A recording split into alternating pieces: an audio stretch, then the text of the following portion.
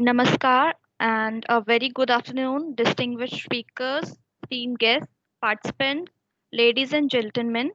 My name is Shikha, and on behalf of Central Board of Irrigation and Power, it's my honor and pleasure to welcome all of you to this national tutorial on earthing systems being organized by CBIP and SIGRE India jointly with ELP Alliance. This program is sponsored by DEN India and Marconite Intertech. For opening session, we feel honored to have amongst us Shri A.K. Dankar, Secretary CBIP and SIGRE India, Shri A.K. Bhatnagar, Director CBIP and SIGRE India, Shri Nihar Raj, Chairman SIGRE National Study Committee B3 on Substations, and Vice President and Head O&M from Adani Transmission Limited, Dr. Rajesh Arora, Manager Technical from Delhi Transco Limited, and Dr. Vikas Almadi from DEN India. He's the CEO and Director of from DEN India. So, day one of the tutorial will have a 2 hour session, which will include a presentation followed by question and answer session at the end. We request kindly take queries of their presentations. Now, without any further delay, we request Sri A.K. Dankar, Secretary CBIP and SIGRE India, to deliver a welcome address. Sir, please. Thank you. Thank you very much. Good afternoon. I am A.K. Dinkar, Secretary CBIP and SIGRE India. Welcome you all in this online national tutorial on earthing systems being organized by CBIP and SIGRE India under the aegis of SIGRE National Study Committee B3 on substations jointly with ELP Alliance. As all of you are aware that COVID-19 has affected the activities almost in entire areas world over, and the dissemination of knowledge, which is main objective of CBIP, has become a big challenge under this pandemic situation. Physical conferencing may not be possible for some time till the effect of current pandemic is over. Under this situation, CBIP, SIGRE India are making all out efforts to serve the industry and their member organizations through series of virtual workshops and training programs. I have with me my colleague Mr. A.K. Bhatnagar, Director, CIP and SIGRE. We are honored to have with us Sri Nihar Raj, Chairman SIGRE NSC on B3 on substations. Sri Nihar Raj is well-known personality of power sector. He is one of the energetic engineers and excellent professional in the country. He is having more than 30 years of experience of power sector. We are grateful to you, sir, for your acceding to our request to enrich the participants by your key address in this opening session of the training program.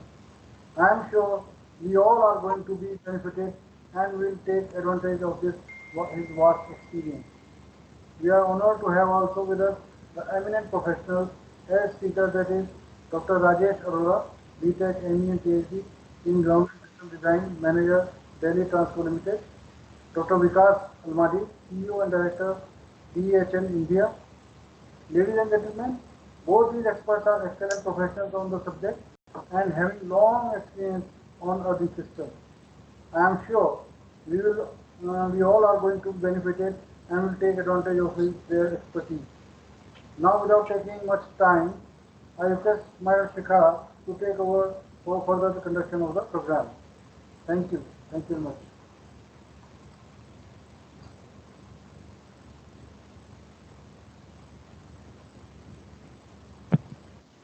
Thank you, sir, for your address and brief background. Now, I'm honored to invite our guest of honor, Sri Nihar Raji, who is the chairman of SIGRE National Study Committee B3 on substations and Vice President and Head O&M from Adani Transmission Limited. Prior to this, he served ABB Limited as Vice President and Business Head, Power Consulting Asia. He received his engineering degree from MS University, Vadodara. Since then, he has been working with ABB India Limited. He has designed several air insulated substations from 11 kV to 765 kV and gas insulated substation ranging from 36 kV to 400 kV. He is also involved in the design of 800 kV mixed technology switchgear and GIS solutions. Sri Niharaj ji has presented several technical papers at various national and international level conferences. So I request you, sir, to kindly deliver keynote address. Thank you, Shikha, and thank you all. It's really an honor, sir, to be a part of this particular conference. Before I start, I would like to thank Shri Dinkarji, Secretary CBIP, Shri Bhatnagarji, Director CBIP, Shri Batraji, Shri Vishanji, and the speakers, Rajesh ji and Vikas Almadi ji, for having this particular session. Earthing, I believe, has always been very close to the engineers in power system, and having a dedicated session on earthing is really very important, because when we are talking about protection, when we are talking about security of assets, when we are talking about the electronics having its space now getting more into our power systems, all the things are basically resided on the ground of earth. And it's really very nice to see that even in this pandemic conditions, we are having a dedicated session on earthing from CBIP.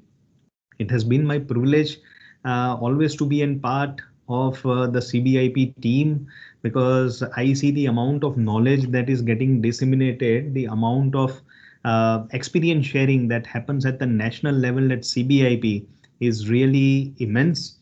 And I had an opportunity, I believe so, since the second Earthing National Conference to be in part of these events. And today it's really good to see that this event is being organized under the aegis of SIGRE India B3, that is for substations.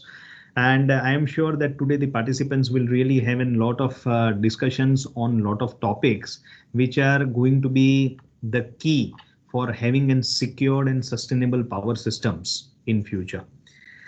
Some of the topics which I would request that we should be having a more deliberation on, because whenever we are having this, it's very necessary that we try to discuss on certain issues which are the key issues today in our power systems at a national level, and taking the help of CBIP as a platform and SIGRE India as a platform, we also try to make some changes at a national level in terms of policy and regulations where we can recommend something. And I am sure that in today's deliberations, there may be some of the topics where we'll be having more deliberations on the topics, and some of the key issues which are in pain area today in our existing power systems. We would have seen that the fault level in our power systems have gone on increasing. There had been a dedicated session by CBIP on fault limiters also. 1 or 2 years back, we had a dedicated session for fault limiters. And I can tell you that was a concept that was driven out of one of the national conference on earthing, when we started deliberating a lot on the increase of fault level with the different kind of generation mix that are going to happen. So it would be really very nice if we all today start deliberating on what can be the different techniques and the plans which we can think forward as power engineers in order to limit the fault current. Because by limiting the fault current itself, some of the problems can be resolved as far as the earthing goes. Of course, there has been a more conventional concept of splitting of bus, but I am sure that we can really think and deliberate on the new technologies and new solutions. And I would request all the participants and even to deliberate the new techniques by which we can reduce the fault levels. Another very important aspects which I would like to mention and we should really deliberate today, that should be basically on the measurement aspects. Measurement aspects many a times are given less priority, but I would say that measurement is key as far as the earthing system performance is concerned. Measurement, when I'm talking about, it is not only the soil resistivity measurement that we do prior to earthing design. The emphasis which I would like to give is the measurements which we are doing prior to earthing design, that is soil resistivity, of course. But at the same time, we should also focus on post measurements once the earthing systems have been installed. So measurements related to step potential, measurements related to touch potential, measurements related to continuity of risers, and even for the old substations, I would say we should focus on measurements of the healthiness of the risers and the earthing system. This is really very important. Here, I would like to mention that there has been an CBIP manual which mentions about what are the precautions and how the measurements needs to be done within the substations. It's an national manual that had been launched. It's a masterpiece, and I would personally suggest to all the participants that you should be having a copy of this manual in your library. I have nearly 3 copies of this particular book, and one of the book is always in my bag. So it's really a masterpiece of document, and I would personally suggest all the people who are aspired to learn earthing more should have a copy of this particular book. It's of an international standard and it has a lot of case studies as well. Another aspect which I would see that we should really be deliberating today is basically even focusing on the transmission lines. Transmission lines, when we are talking about, sometimes what happens that our focus and discussion remains more on the substations, and we really dilute the aspects of transmission lines. I can just share with you in one of the in just 1 month back, when we had a lot of rainfalls, thunderstorms and all across pan India, we really saw that we had certain issues with respect to transmission line outages which could affect the availability of the entire system. And one of the aspects which we could learn was the earthing aspects also. So earthing is very important for even transmission lines. And I'll be very glad to see that today we have a lot of discussions. I see Dr. Arora is there, and he had presented some time back on the transmission line earthing, and I am sure that all the participants will get a lot of benefit from his knowledge and the kind of experience that he has in Delhi Transco. And even the cable earthing becomes a very important aspect. So these aspects we have to deliberate. And last but not the least, I would like to give an equal emphasis, or we have to also discuss some of the topics on electronics earthing. Because electronics earthing, when we are talking about, this is something very important, because if you see the population of electronic gadgets which are now getting into the substations, transmission line, when we are talking about sensors for really automating the things, and when we are talking about really asset management, planning on risk maintenance strategies, assessment, in all this case, electronics, sensorization, softwares, controls play a very important part. And let us not forget LV system, buildings, offices, data centers. These are all the critical areas where earthing becomes very important. I can share with you 2 years back, two or 3 years back, in the same national conference, we were deliberating a lot on even high frequency earthing. And it was really nice to see that there were several utilities who complained that there has been a PLCC card failure, there has been a problem in the IEDs, there have been problems in the drives in the industry, the electrical drives in industry, they have a problem. Sometimes they see that the SCADA is hanged and there is an issue whenever the lightning or whenever the weather is not good. So all these aspects are attributed to the high frequency nature. So when the discussions happen today, the fault current, the wave shape of the fault current, the aspects of electronic earthing, the aspects of earthing on the low voltage, high voltage transmission lines.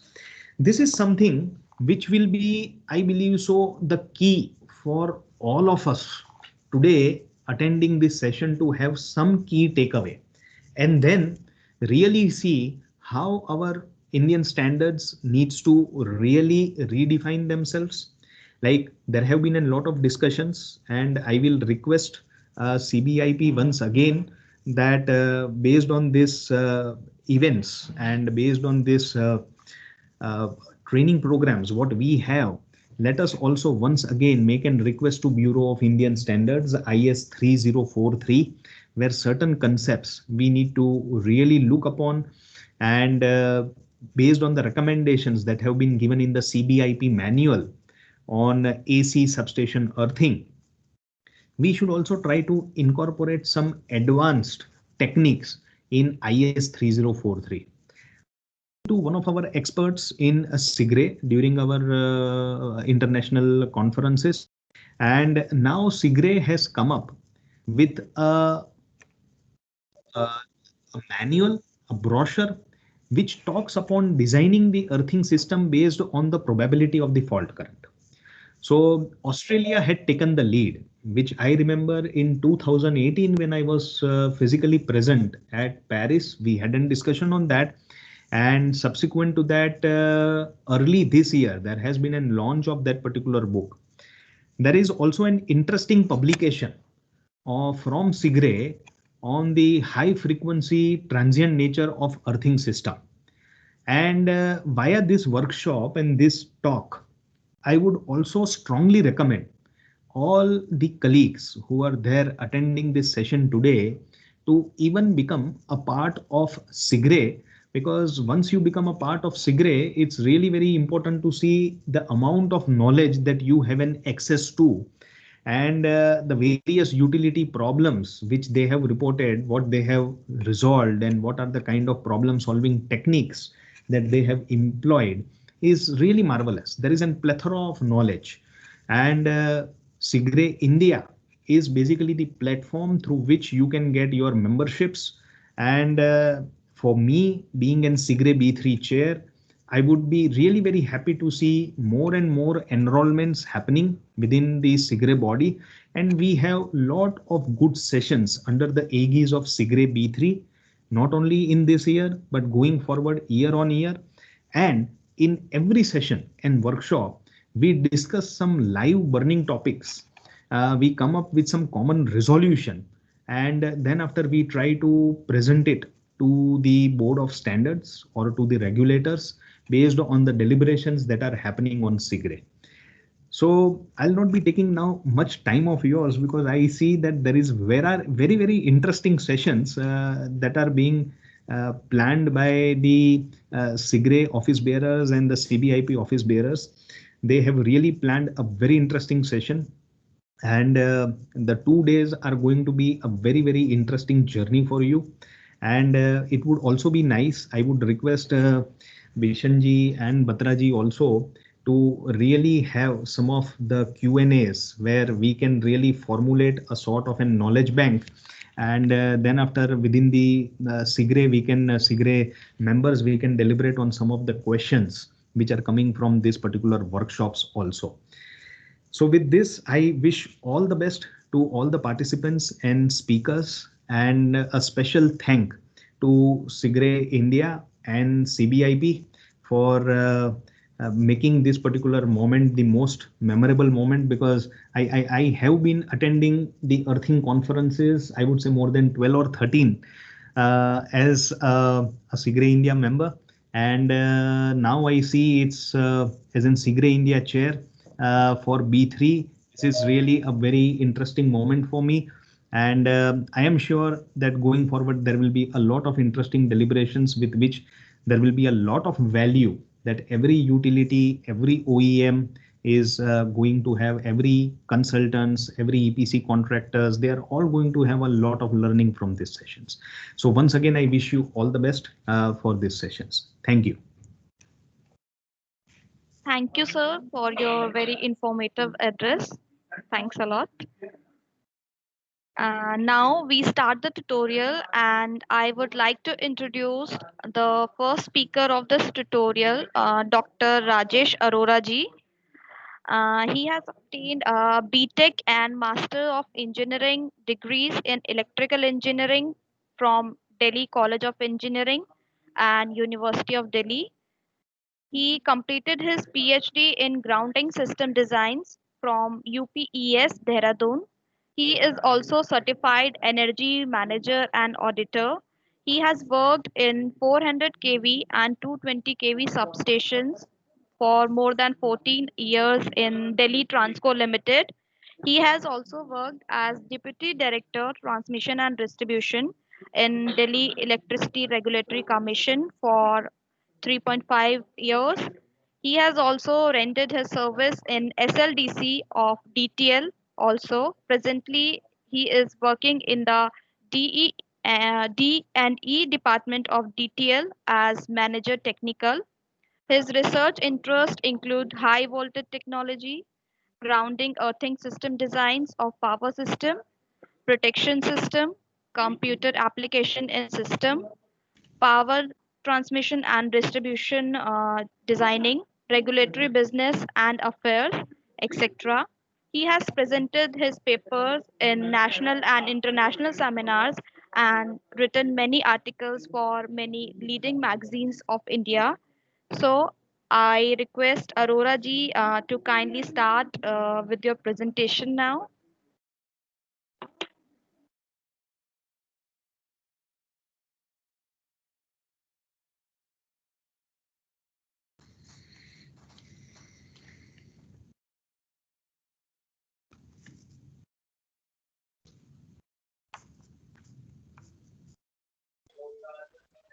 My screen is visible?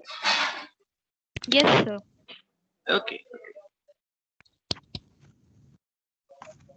Uh, First of all, I would like to welcome new Secretary Dinkar Saab, Patnagar Saab, who has taken over the charge of Secretary and Director, respectively, of CBIP. Yes, CBIP has done a lot for the sharing of knowledge, for polishing the skills of engineers across India, pan India. In every organization, there is still scope of improvement. They have attained a level where the people can come and deliberate, gain knowledge. Still, many things are to be done. And I am quite sure it is bound to happen under the aegis, under the guidance of new Secretary Dinkar sir and Director Bhatnagar sir. It is going to happen. No one can stop it. If you look at the ocean, it is full of water up to the brink, but still it of moon to get tide. Even if we feel we are a very learned person, we have lot of experience and knowledge about a particular subject, still we need a moon to get that tide, and that moon is no other than CBI. I don't hesitate to speak out here that I came in contact with CBIP 10 years ago. This is my 10 years in a series about on earthing system. I have learned a lot. I am very thankful to the team of CBIP, Vishandat ji, Batra ji. They are the gem, real gem. I always urge all the youth engineers to come out with new ideas. This is a platform where you can deliberate, where you can discuss, where you can gain knowledge, and it is like divine place. When the people look for the salvation, and the salvation of engineers ends at CBI. This is the only point to get moksha. And to have that moksha, you will have to come here. And under CBIP, there, Segre India is there, Segre memberships are there. They are coming out with very good journals, Water and Energy, Segre India. I want to point out here, it's a humble request to the authorities of CBIP. You are giving chance to all the new authors to come out with new ideas and you are publishing all these things. But what I feel, there should be one editorial, technical editorial team so that they can do the editorial you are getting. And there should be more space for the youth engineers who are doing research. There should be laid down procedures for all these things. Because if we are not encouraging our youth engineers to come out with research and publish their paper, we won't be able to get new advanced and we won't be able to get new thought, and that thought comes from our learner and youth engineers. Now, I will be failing in my duty if I forget the names.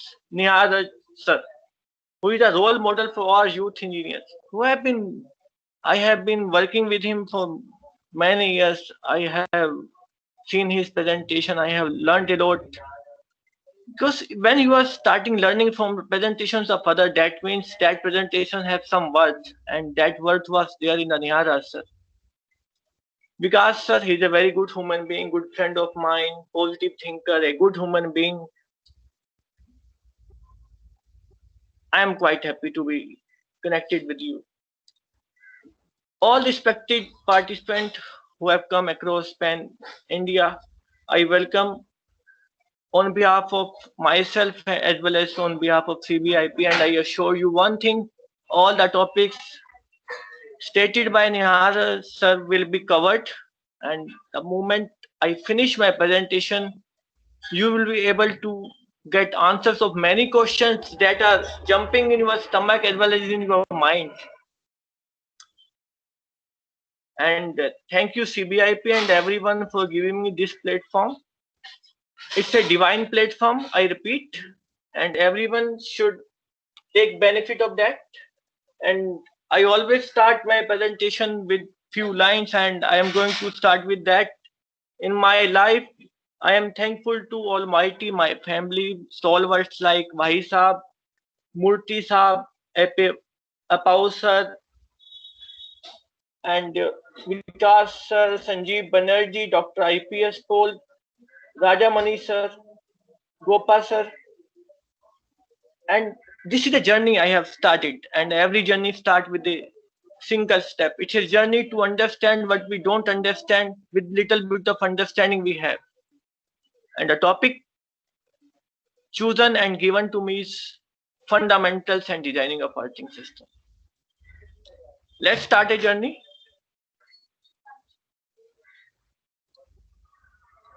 There are two things in life, race and grace. Race is a way of learning. When you indulge in competition and you feel jealous of your colleague, you feel that only you should know, others should not understand whatever you are understanding. You have to have upper hand. But I don't believe in that. I add G. G is nothing, it is God, blessings. When you start your learning, when you go in your journey of learning something, achieving something, with the help of blessings of God Almighty and well-wishers, that becomes grace. And secondly, I always say I am a learner, because learner is nothing, it is a learning earner. You are learning every day.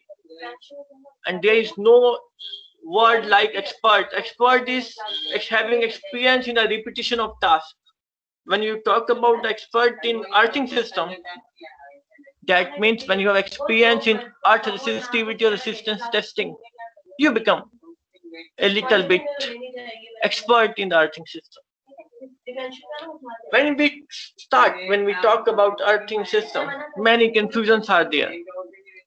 And earthing is a part of safety. And we are always confused. Who is responsible for safety? and who will come, who will help me find how to find safety and who should be responsible? The answer is very simple. Yes, I am responsible. Rajesh Arora is responsible. Nihar sir is responsible. You are responsible. Vikas is responsible. Everyone is responsible. We are responsible for that. No one other.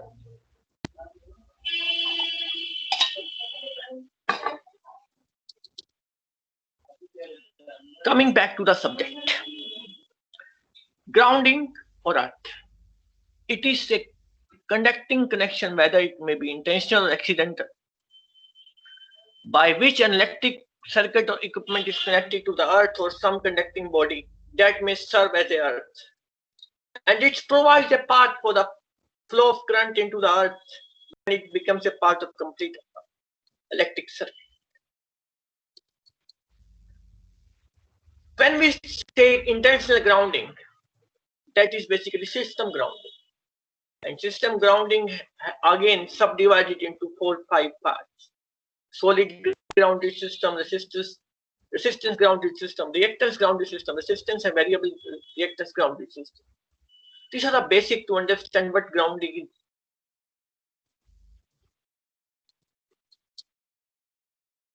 When we talk about earthing, the earthing start with your LT system from your house. And in India, across world, some 5 types of earthing systems are being used at different locations based on the requirement. It may be TNC system, it may be TNCS system, it may be TNS system, TT system, IT system. I think all of us must have good understanding about earthing. Actually, the people are confused. The people may have good knowledge about earthing, but to have knowledge of a subject and to have understanding of a subject altogether different. You may have good knowledge about earthing, but now time has come to have good understanding of that subject. Because if you don't have understanding of earthing grounding system, you can't your bit to protect your India, to make your India free of accident because of poor earthing. We have to come out with our pledge, with our thought. Yes, we will do something. That charity will start from your home, from yourself. You take a pledge, yes, we will do something. And we will make sure that the earthing system around our vicinity, in our house, in our office, in our substation, in our transmission line, in our cables are perfectly working.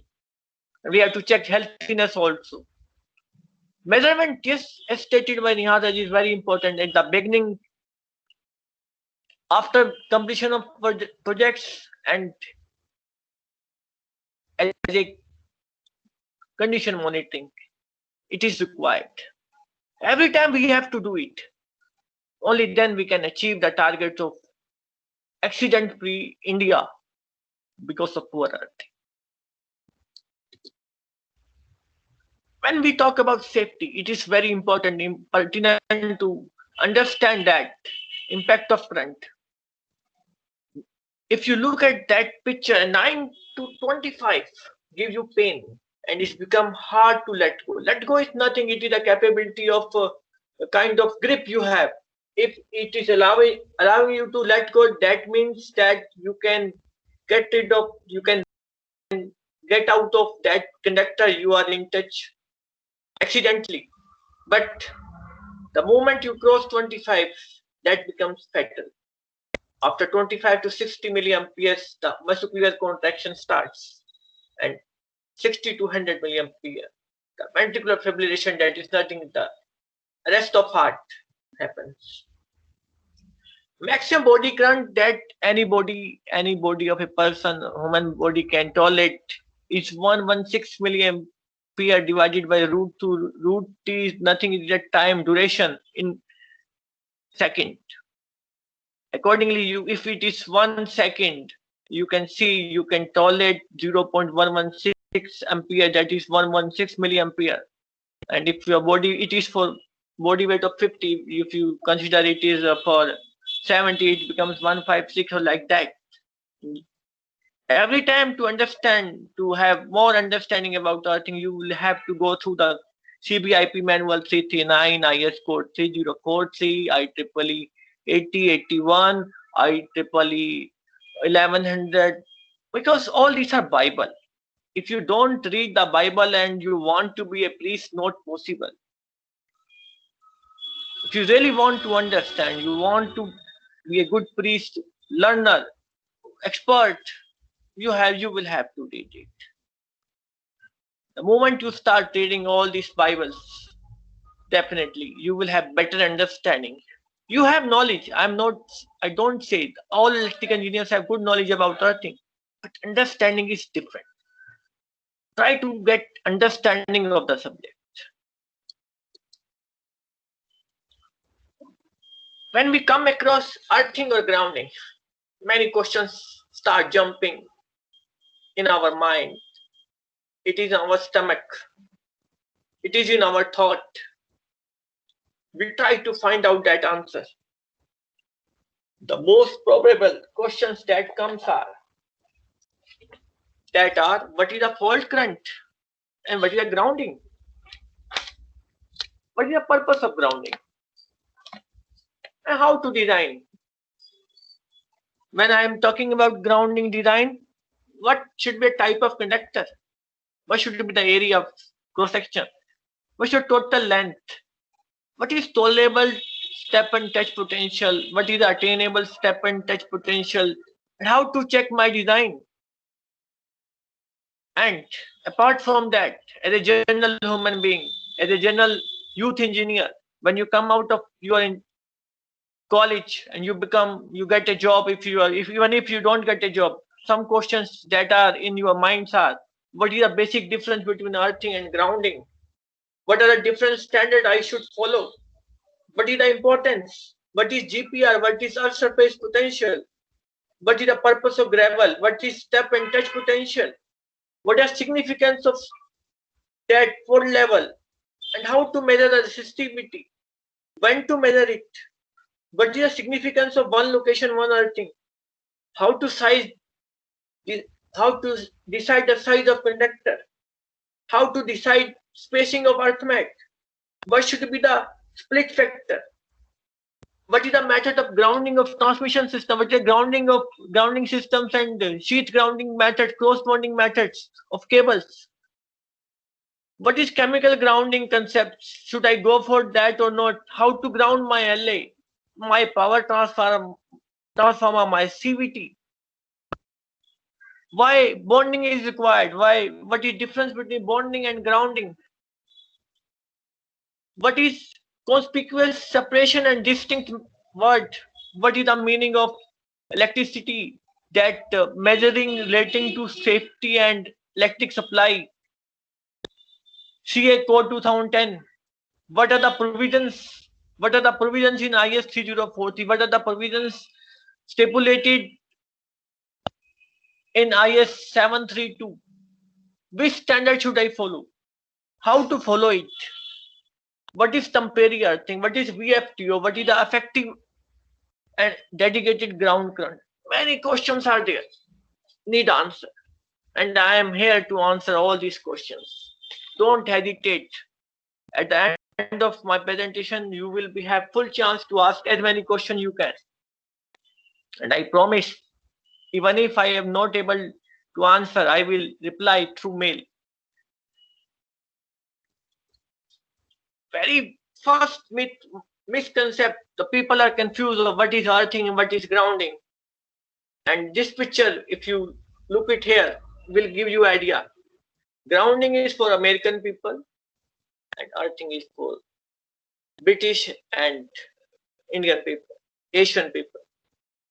Actually, we have taken all our codes from BS standard, and because of that, we are using earth. If you write earth in your laptop or computers, it says wrong, because Microsoft you are using for your computer is of America, and in America there is no word like earth. They are using ground. From today onwards, you should not confuse. There is no misconception. There should not be any doubt about earthing and grounding. Both are same.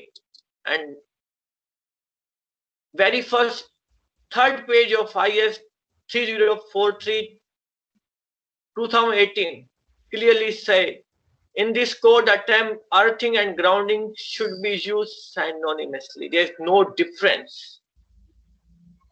Yes, there is no difference.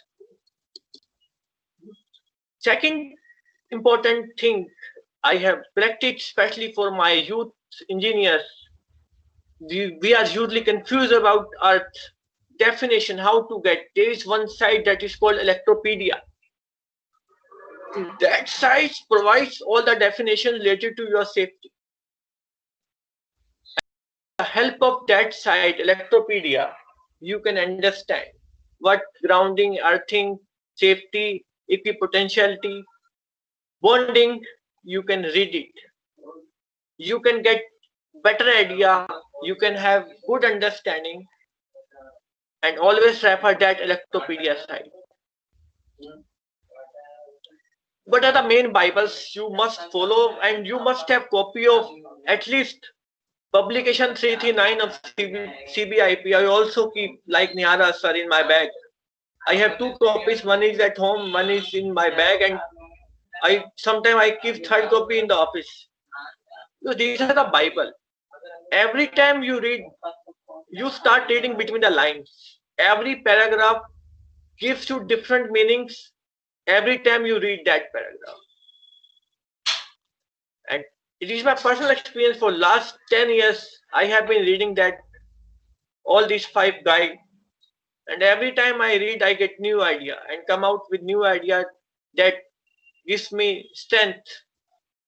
Because learner have nothing to lose, always in the win-win situation that I am. I learn and I deliberate, I learn and deliberate, I learn new things from the participant. Every question make me ready for another presentation. Because purpose is very simple, to disseminate knowledge, nothing like that, nothing more than that. Objective is very much clear. I have to make people aware about most electric subject of earthing and grounding. For that I am here. For that I have been waiting. I took leave from my office today. I am on leave because I was very curious. I was passionate. What happens when you are passionate about learning and you mix that passion with a compassion? Your journey starts. You may be expert, but to have good legends, you will have passion and compassion. And passion comes when you start reading, when you start getting knowledge. When your knowledge mingled with your compassion, your good attitude, your good communication skill, you become legend. And this is a journey, long journey towards that one.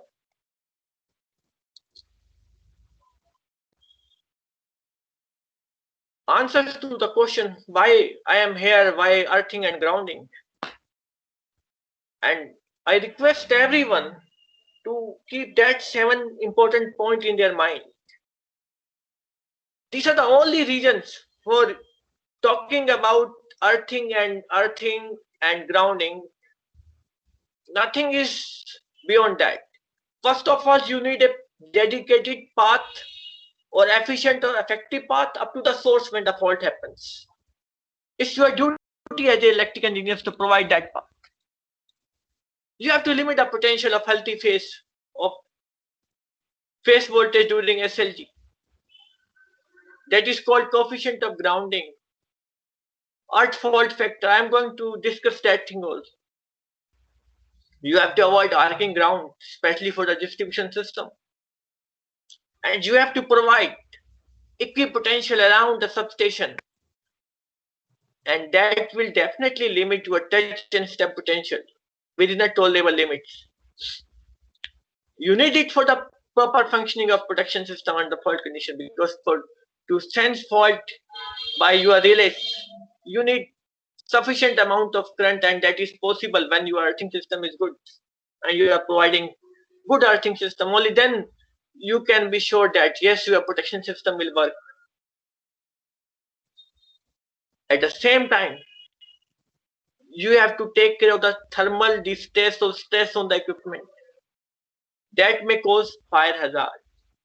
Yes, that may cause fire hazard because oxygen is there, heat is there, flammable oil or some insulating material is there, and it is bound to happen. It is inevitable that there will be fire hazard if you don't control your fault current.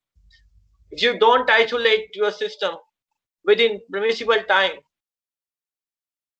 Last but not the least, there are some unwanted discharge in forms of lightning.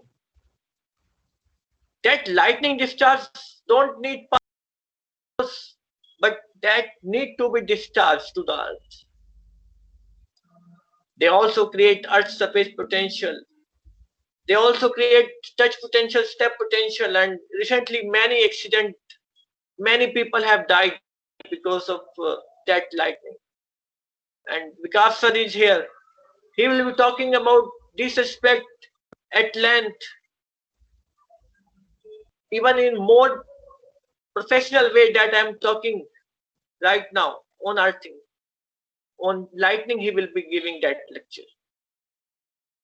Every time I listen his lecture, I get new things.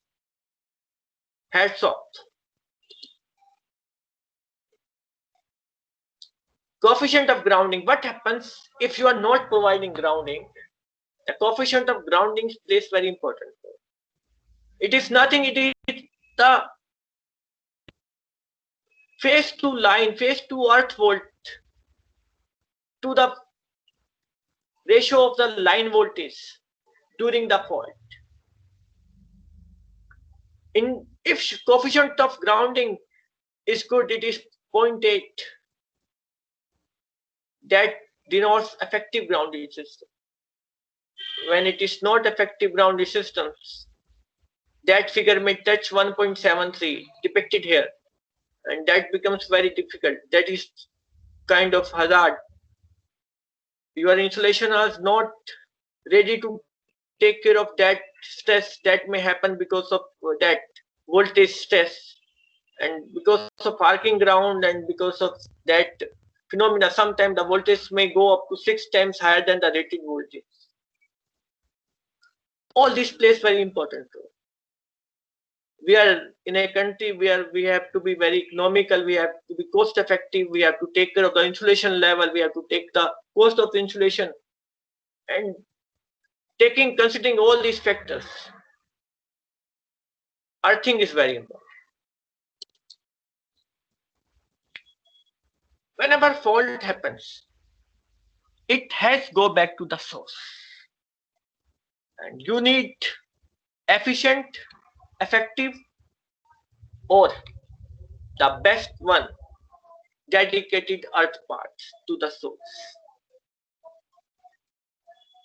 Sensing of relay, ESP, touch potential, all this depends on this factor. How efficient, effective your earthing path, return path is available, is provided by utility as a industrialist, as a LV system, that decides the safety you are providing for your system. Yes, that's decides.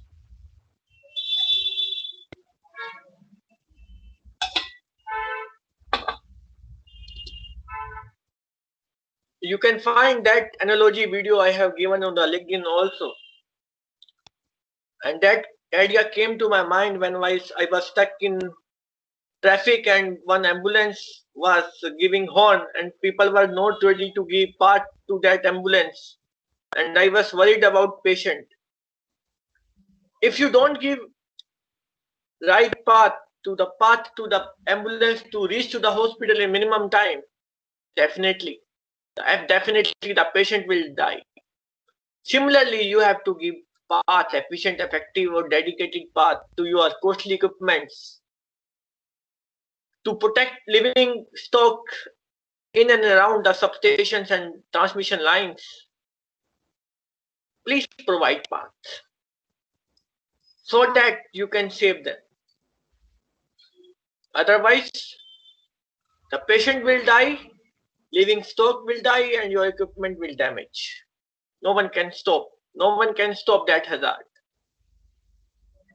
Be careful. Next time, whenever you come across ambulance on the road, you just try to memorize that slide, because that will help you out to understand the importance of dedicated, efficient, effective earth path up to the source. In the pandemic seasons, the patient, corona patient, ambulance, they want to reach to the hospital because they have their happy family behind that. Similarly, when any equipment damage, we are the family members. We engineers are the family members of that equipment. If one equipment's damaged, we feel like as we have lost one family member. We don't feel happy because we may have substitute, but that will take time, because time is the best healer. Here we can't wait. The demand is increasing and you don't have liberty to wait for months to replace your equipment when it damaged because of poor earthing. Be careful. Always keep in mind ABC, always be alert. And in life, ABC is as important, that is your attitude, behavior and communication. Similarly, for the engineering side, always be careful about safety. No one is going to do that thing on your behalf. You will have to do. Make your family happy. Make yourself happy. Kindly give effective, efficient and dedicated path. Don't create that difficult condition so that the family becomes sad or your engineers become sad. Remain them happy and you can do it. You are responsible. We are responsible. I am responsible. Yes, we are responsible.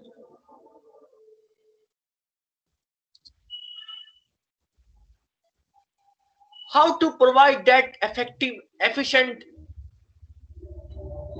dedicated path to that path up to the source? This is a one way. You are providing one grounding wire. It is bonded with all metallic parts and you are happy. Fault happens, it goes back immediately to the generator, that is the source here. One way. Second way, arithmetic potential system. You have created structures. Now you have to do only bonding. This is second choice. The best one. Dedicated path, arithmet, bonding systems, no chance of error. Everyone will be happy. You will be happy. This is your choice to follow any path, any method. Depends on your requirement. So transmission line, that part is provided.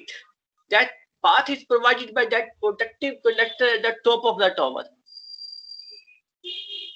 Yes, and that is 7x10 FWG wire that can carry 7 kA of current, and usually the size, the square mm offered is 55 to 70 square mm. But be careful. Tower footing resistance to be provided to avoid backflashover. Bonding of that protective earth conductor with lattice tower with the help of proper connection to be ensured, and these need close monitoring. You should be careful because we have to protect.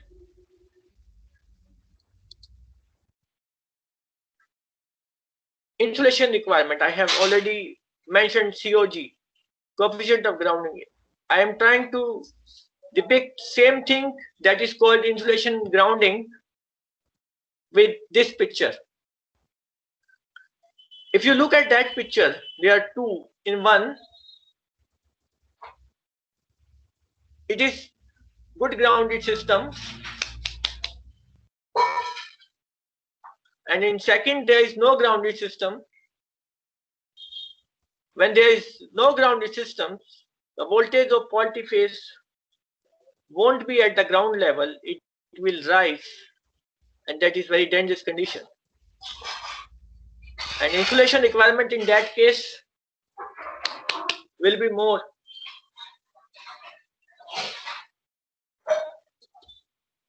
Arcing ground. This condition happens especially in the distribution systems when the earthing conductor at the distribution transformer becomes loose or removed. Then your system starts behaving like ungrounded systems. When it is behaving like ungrounded systems, the phenomena at the time of fault start, that is called arcing ground. And because of that arcing grounds, discharging current start flowing.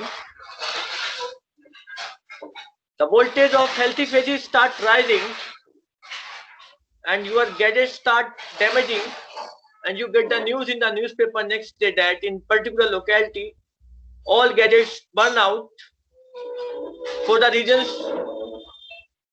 not known to anyone. Then the blame game starts. Who was responsible for that failure of gadgets in that locality? This arcing ground. If we are Hello. serious. Rajesh sir, sorry for interrupting you. Hello. Yes. Sir आपके background में actually आवाज आ रहा है sir कुछ से कि your noise is not proper. Is it okay right now? नहीं sir. Now? ये है सर आपका एक्चुअली ऐसा लग रहा है जैसे व्हीकल्स कुछ रन हो रहा है इस टाइप का. Is it okay right now? नहीं सर डिस्टर्बेंस है सर आपके. एक बार आप ऑन ऑफ करके देखिए sir. I think from my side I am using mic and there is no disturbance. You check the other people are muted or not. All are muted sir, all are muted. And I think there should not be any disturbance right now because please check now. Is it okay? Yes sir. But okay. Is it okay right now? Yes, sir, it's fine now. Okay, thank you, thank you.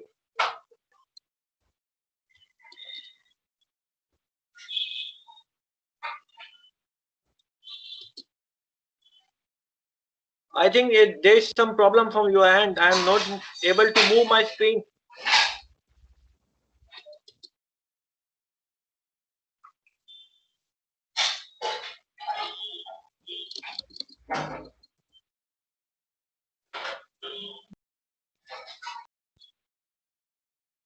Listening? Getting my voice? You are audible, but the screen is not changing. The slides is not changing. I think there is some problem from your end. So I have done nothing from my side. Kindly give me control to change that slide.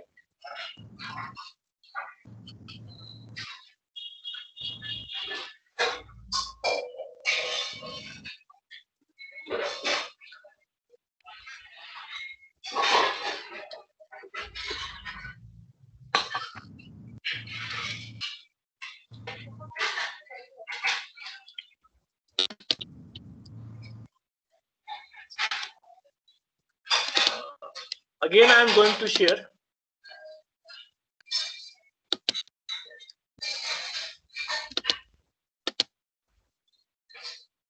Is it okay right now?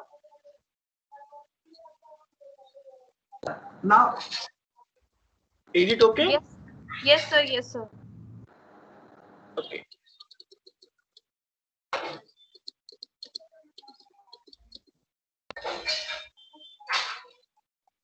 Sorry for interruption, but sometimes interruptions are good. That gives you new learning. Coming to the next important point, it is about the thermal stress that happens when you are not able to take care of your current. What happens? Sometimes because of that heat generated fault current. If you are not able to isolate your systems because of some problem in the protection system, there will be fire hazard. Because oxygen is there and fuel is already available and heat is there in form of current, heating effect of current. We have to choose this perfectly. Abnormal current shall be dissipated in quick manner so that there is no subsequent fire accident.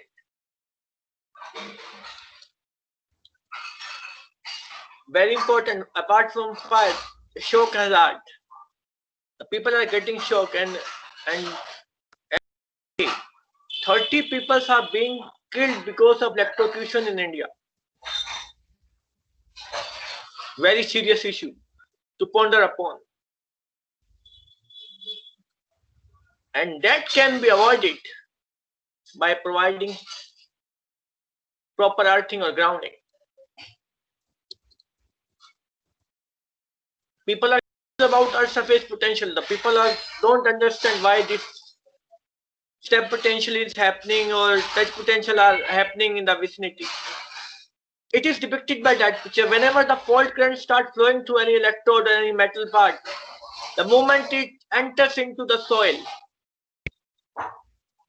there is gradient of voltage around that electrode, and it is decreasing the moment you go away from that electrode. Exponential grading of earth surface potential, and because of that there are some hazard known as step potential, touch potential, and that is applicable for lightning and your system fault. In both cases the same condition happens. When you talk about a dangerous potential you come across in your systems are step potential, touch potential, mesh potential, transfer potentials, ground potential rise. Be careful, and all these dangerous potential need to be addressed while designing of your system. You have to have full designing method, good designing method that can take care of all these dangerous potential. Same thing depicted by another picture to make you more understandable about step and ground potential and touch potential. Apart from that step and touch potential I depicted in the last picture,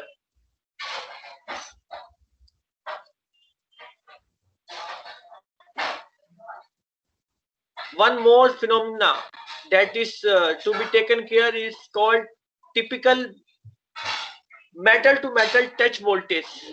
When you are designing earthing system or when you are looking at GIA systems, that is the demand of the time because the scarcity of space available in India, that metal to metal touch potential voltage design to be considered, and that is to be checked at the time of designing.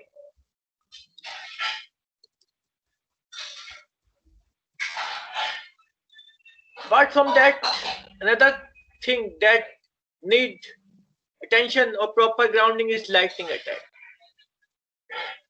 Lightning attack may be on talus building, your equipments, even not on the talus, it can be on any site, and you should be careful.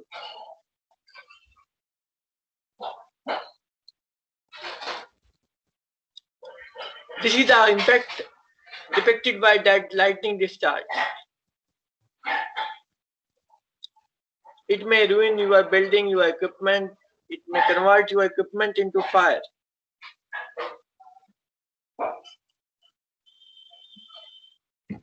Again, you are getting some disturbance.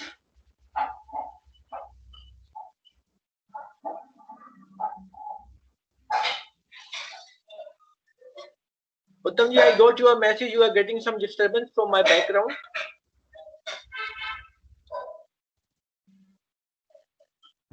I'm getting some noise from your background, sir. Is it okay? Sir, I think someone is doing some work. But I am using my lead. That voice should not come out.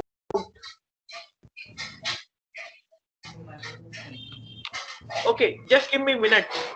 I am going to isolation.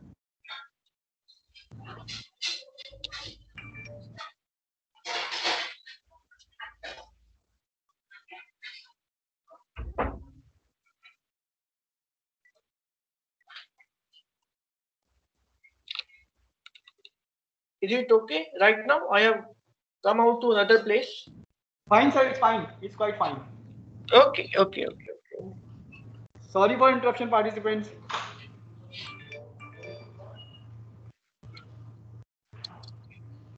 Please, sir, continue कीजिए. Okay.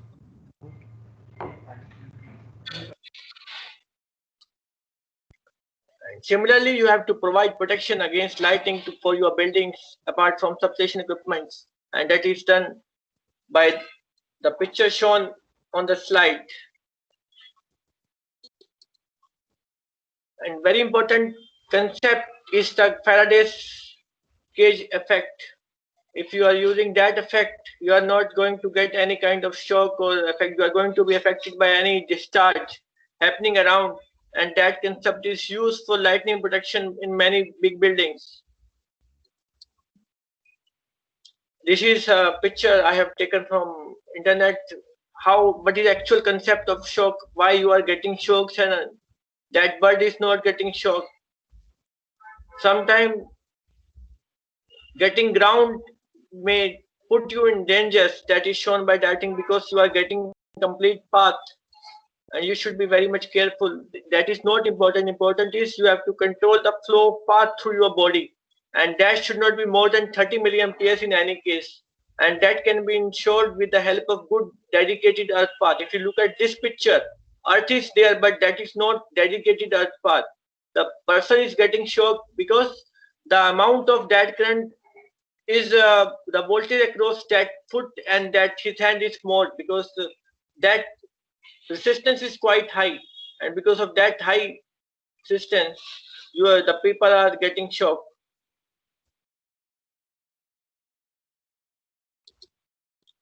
Similar case, the person are not shocked, person is shocked because in that side, first person is not completing the circuit, but second person who is completing the circuit will definitely get a shock. Very important concept when we talk about earthing. The people are confused what to do. There should be clean versus dirty earthing. Should I connect my electronics gadgets, my lightning protection with my power earthing or not? The people are usually confused, and I can give you only one funda. You have to keep in mind one location, one earthing should be adopted everywhere. That is basically dirty earthing, but that is good one. If you want to maintain clean earthing, if it is impressed, it is compulsory because of some statutory requirement by your electrical inspector, you can use spark gap protection. That is working as a clean as well as for dirty earthing. At the time of fault, it gives you the benefit of dirty, otherwise it remains clean. And that part will be taken by Vikas sir tomorrow. And this is a tree analogy for grounding and bonding system. The people are usually confused. If you look at all the branches of any tree, you come across, you can see that the roots are effectively and effectively stay grounded, and all these branches are well interconnected. That well interconnection of all branches is nothing. It is called bonding. Similarly, at your system, all equipment should be very well bonded together, well interconnected, and finally must be grounded to have good results. Coming to now, fundamental part is over. Coming to design part. Should I continue or take a break?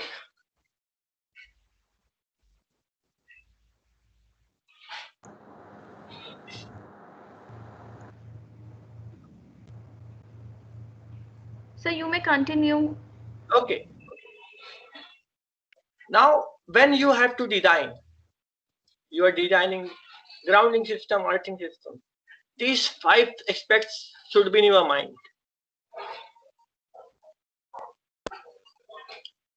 That is,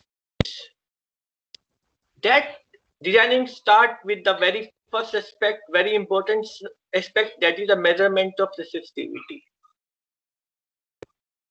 Second aspect that plays equally important role, short circuit current, their split factor, how to get actual short circuit current. Then comes what should the area of conductor you are going to use based on the short circuit level you have already decided. How many electrode, how many earth mat, how to decide the spacing is decided by density of current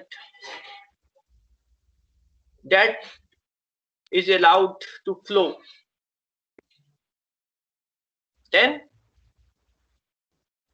apart from that, you have to take care of all resistance value which is stipulated by IEEE 80, IEEE 142, NEC, IS 3043, NEC 250. All guidelines are available to take care of that thing. Even IS 732 talk about how to maintain that value. And based on that, you have to achieve that ground resistance of earthing system you have already designed. Last but not the least, you have to take care of the human personnel working in that vicinity.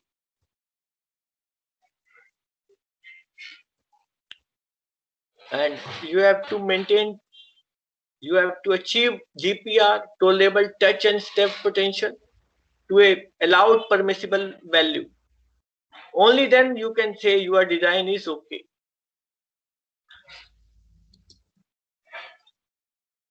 Basically what happens in our systems, there are 2 types of grid, AIS and GIS. In AIS, I already covered, you have to design based on area of conductor, density of current, resistance, touch and step potential. But when you come across about GIS, apart from the factors I have already mentioned for AIS, you have to take care about circulating current of enclosure, VFTO,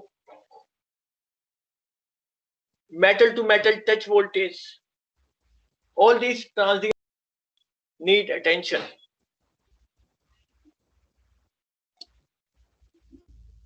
When I say designing is guided by that flow chart.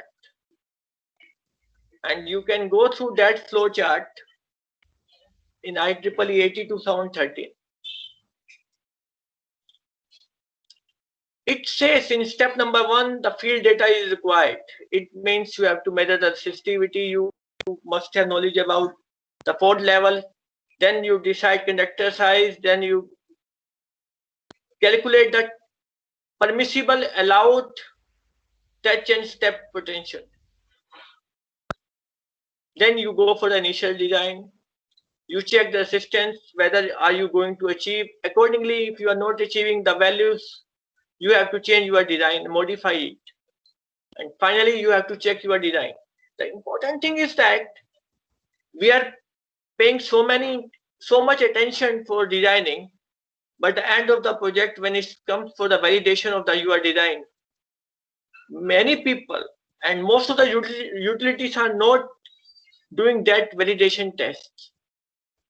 You don't check whether the permissible value you have already mentioned is getting the same results that you decided, or you are getting some different results.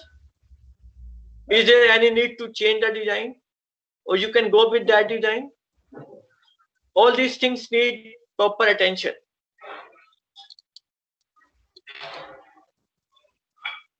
When you talk about grounding systems of substations, it comprises of all these factors. There are some earth mat, and at the periphery some electrodes are there, risers are there. That risers are connected with equipments to provide proper bonding with that earth mat.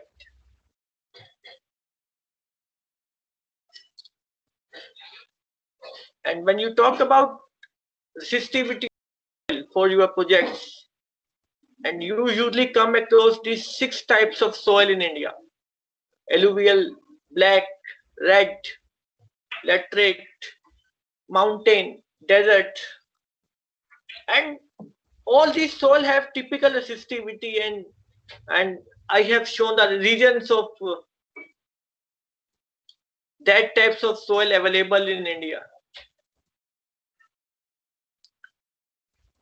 And based on that measurement, you have to move further, because the soil resistivity will decide what to do, how to move further. Only then your design starts. This data is very important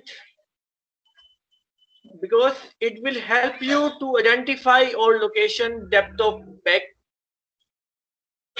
bedrocks, other geological phenomena, and as an electrical person, you are more interested to know about degree of corrosion in the underground pipelines or your system where you're going to make your project. And finally, the design of grounding system is directly related to soil resistivity. And while designing a grounding system, it is desirable to locate the place of the lowest soil resistivity to achieve the most economical grounding installation. It is very important. And these are the charts giving you about showing some typical resistivity of different soils you usually come across. It may have sea water resistivity, clay, ground well, shale, peat, lake, sand, ditch gravel, granite, ice, and their usual limits are shown here to have a fair idea about.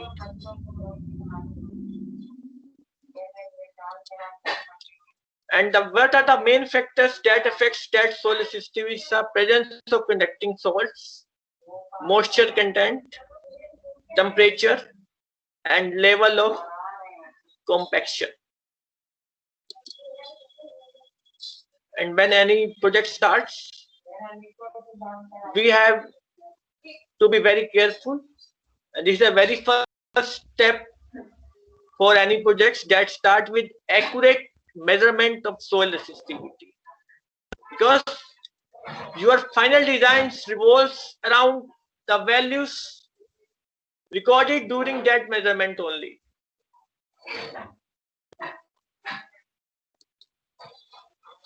And that value is given by that method, 4-pin method,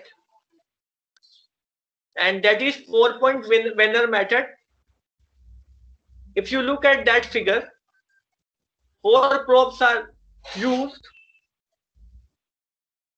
to measure that resistivity,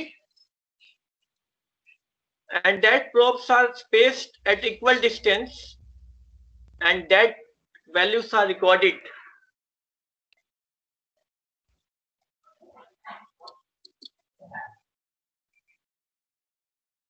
As shown in the picture.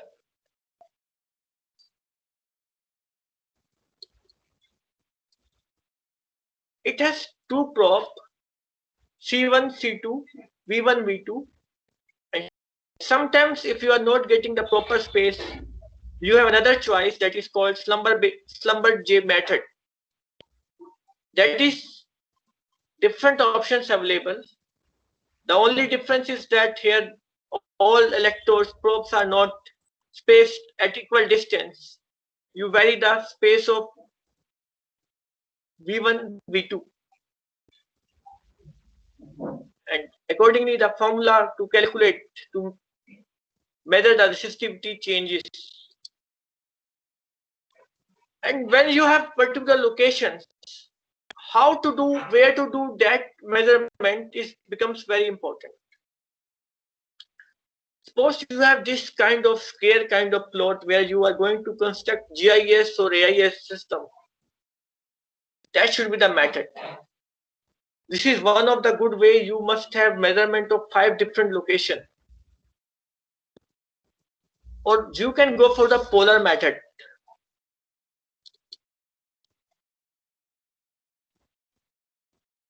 Because you have to take care of all depth of that soil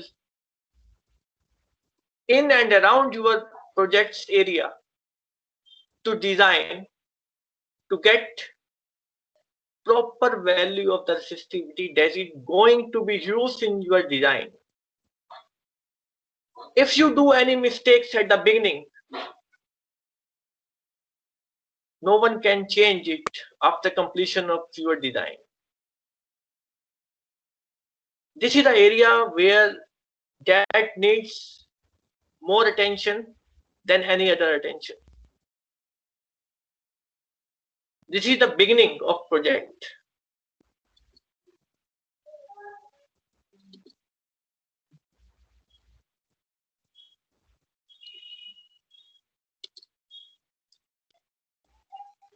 The formula by Wenner method. If you look at the formula, here depth of probes plays very important role. The people using the formula of 2 pi a into r, that is applicable when your B A, the depth of probe is at least 1/20th of the depth of 1/20th of the spacing between the probes, then you can use that formula. In case that is not here applicable, that may lead to error. I try to depict that error here. Be careful what formula to be used, how to use, and that typically give error when the spacing is quite low, and that error is in the range of in the tune of 10 to 15%. It may be offsetted by average value, but one should be careful. The formula by Schlumberger method is like that. Their distance center from outer probe, center to from inner probe, you have to take care. Accordingly, the value shown by your meter you have to insert, and you will get the actual resistivity by using formula mentioned here in the slide. How to get accurate value of soil resistivity?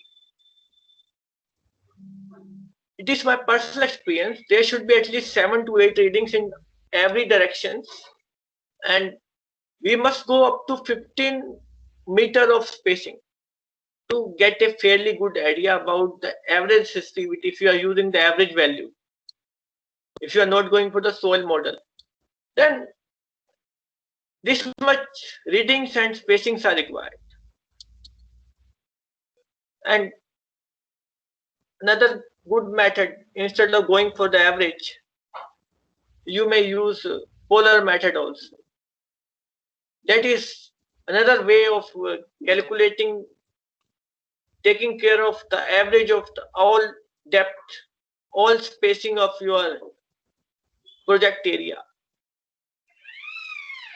Choice is yours, but be careful. A, B, C, always be careful for designing.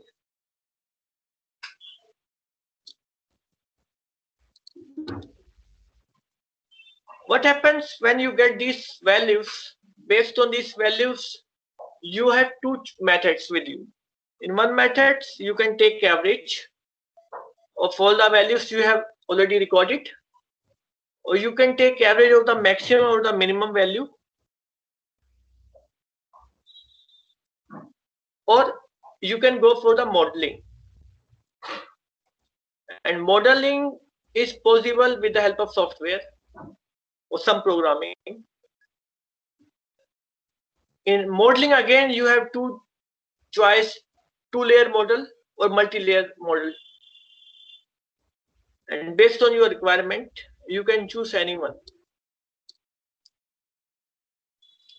When we say two-layer soil model, in two-layer soil model, we divide our strata of soil in two parts. We say in first part, the soil resistivity is rho 1. In second part, the soil resistivity is rho 2. And we calculate the reflection factor. And we use some formulas, some programming to get layer, first layer resistivity and its height. Suppose my first layer has resistivity of 10 ohm or 15 ohm, but up to how much depth it is there. In two-layer soil model, you get three values, rho 1, rho 2 and h. H is the height of first layer. That is very important. That decides the depth of burial of mat. That decides the depth of the electrodes you are going to use at the outer periphery of your earth mat. That decides everything. And sometimes the lower layer may have low resistivity. Sometimes low layer may have high resistivity. Accordingly, the height, the depth of mat and electrode to be decided. When rho 2 is low, as shown here, the current has tendency to go to the layer 2. In that case, the depth, the height of electrode should be more. When rho 2 is high, the current will have tendency to remain in the layer 1. Then it's better to keep your mat, your electrode in layer 1 only. No need to go to layer 2. Be careful. Again, ABC. Always be careful. Coming to very important aspects of designing short circuit level. In India, if you talk about the short circuit level, it is 40 kiloampere, 31.5 kiloampere, or 21 kiloampere sometimes for lower system. These are the usual typical values. But what happens when we design 220 kV, 400 kV systems? Nowadays, we have gone for 50 kiloamperes and 63 kiloamperes also as per the recommendation of CA. But that 40 kiloamperes can be taken for selection of size of earth mat, but not for the designing, because that 40 kiloampere fault is not going to happen because of the split factor, because many parallel lines are emanating and going out from your substation, and they have their own neutral and earth wire. They are taking care of that fault current at the time of single line to ground fault.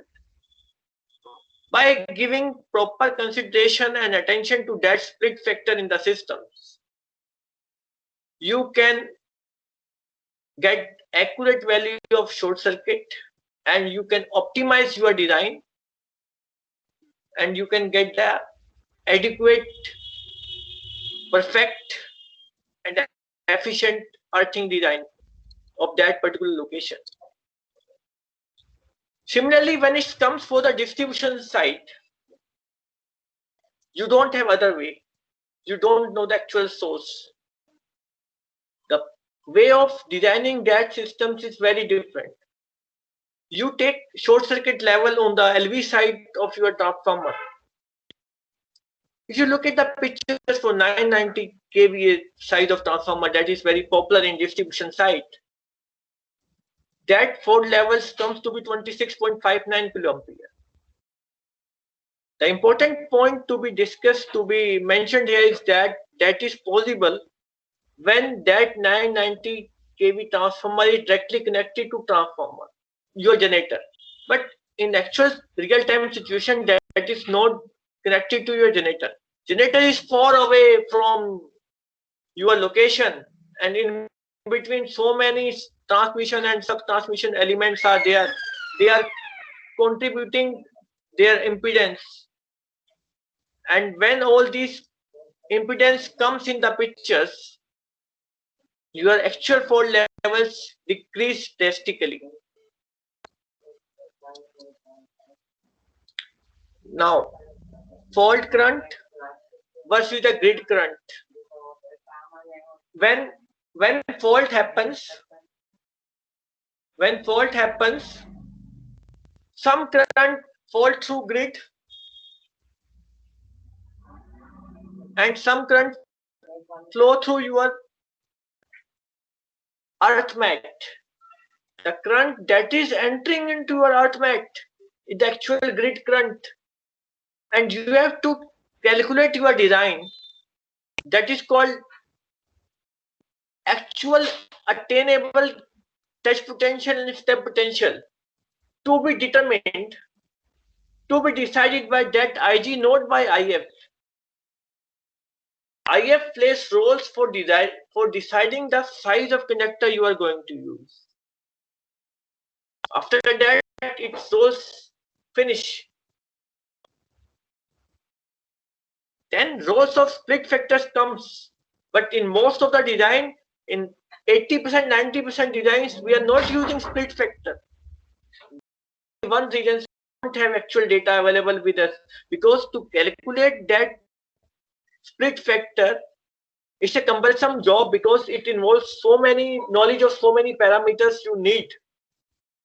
And for the want of that parameter, for the absence of that parameter availability, you always take IF as IG for your designing. That should not be.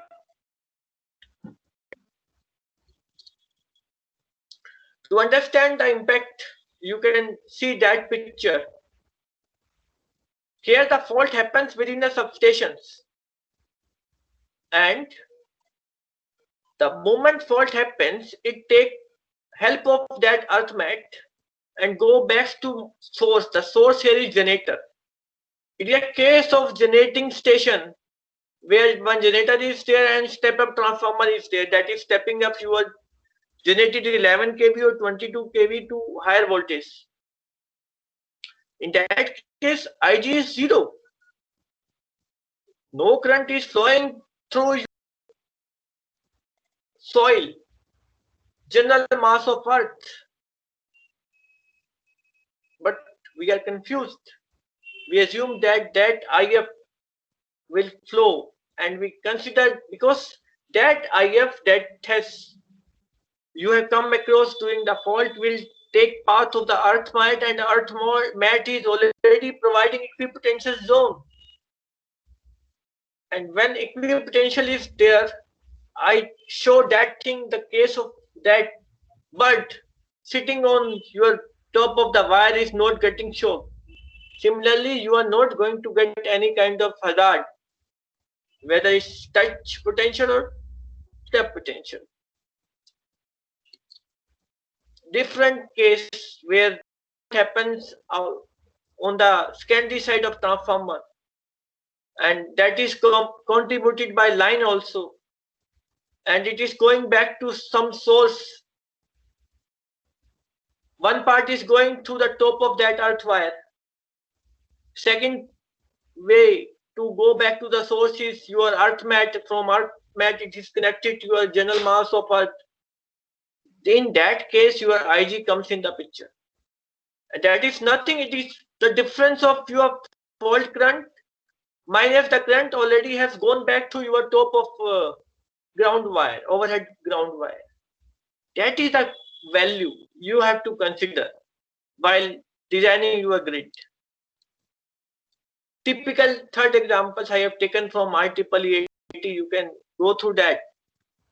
Again, narrating the same story of split factor importance. Next, when you talk about designing, the designing starts with the very first steps of tolerable touch and step potential. And that is calculated with the help of this formula, and you can calculate for 70 kg weight as well as for 50 kg weight. The only difference is that when you are calculating for 50 kg weights, instead of 0.5157, the value to be taken is 0.116. Nothing else. Be careful. And the reduction factor, derating factor, CS, to be calculated P upon PS. PS is the resistivity of surface, that is usually taken as resistivity of gravel. We assume 3000 as the average, but I will show one experiment done by me.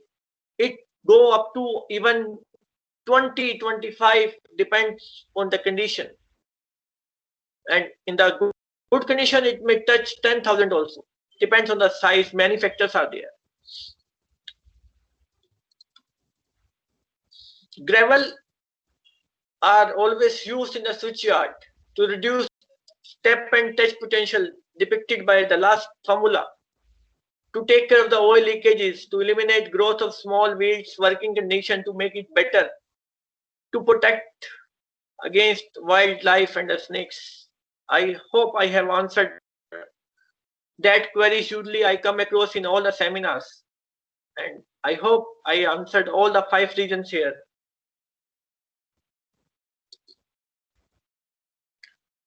I did one experiment. We usually take 3000 as a value for gravel. In that experiment, what I did, I used small size. The size of gravel was 20 to 30 mm.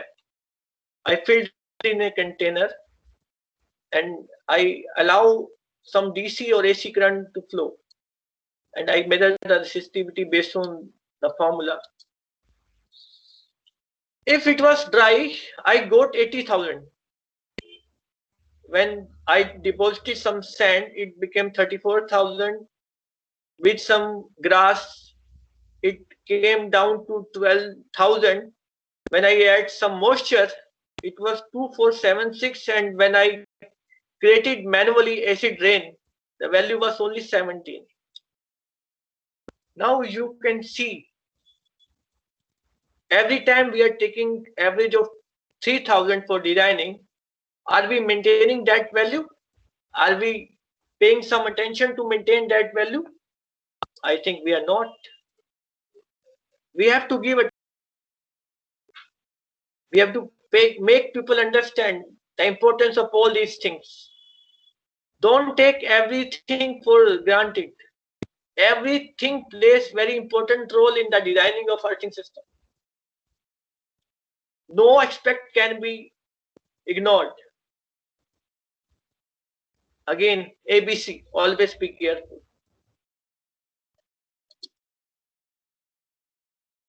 When you have understood all these things, then your design, in design you have to calculate the area of conductor required to take care of the fault current.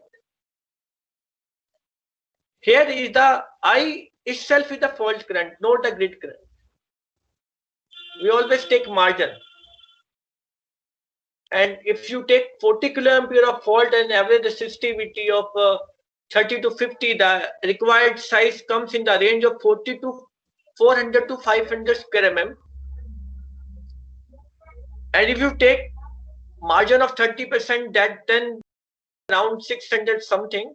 And typically, as per the general practices in India, we are using 40 mm size of MS rod.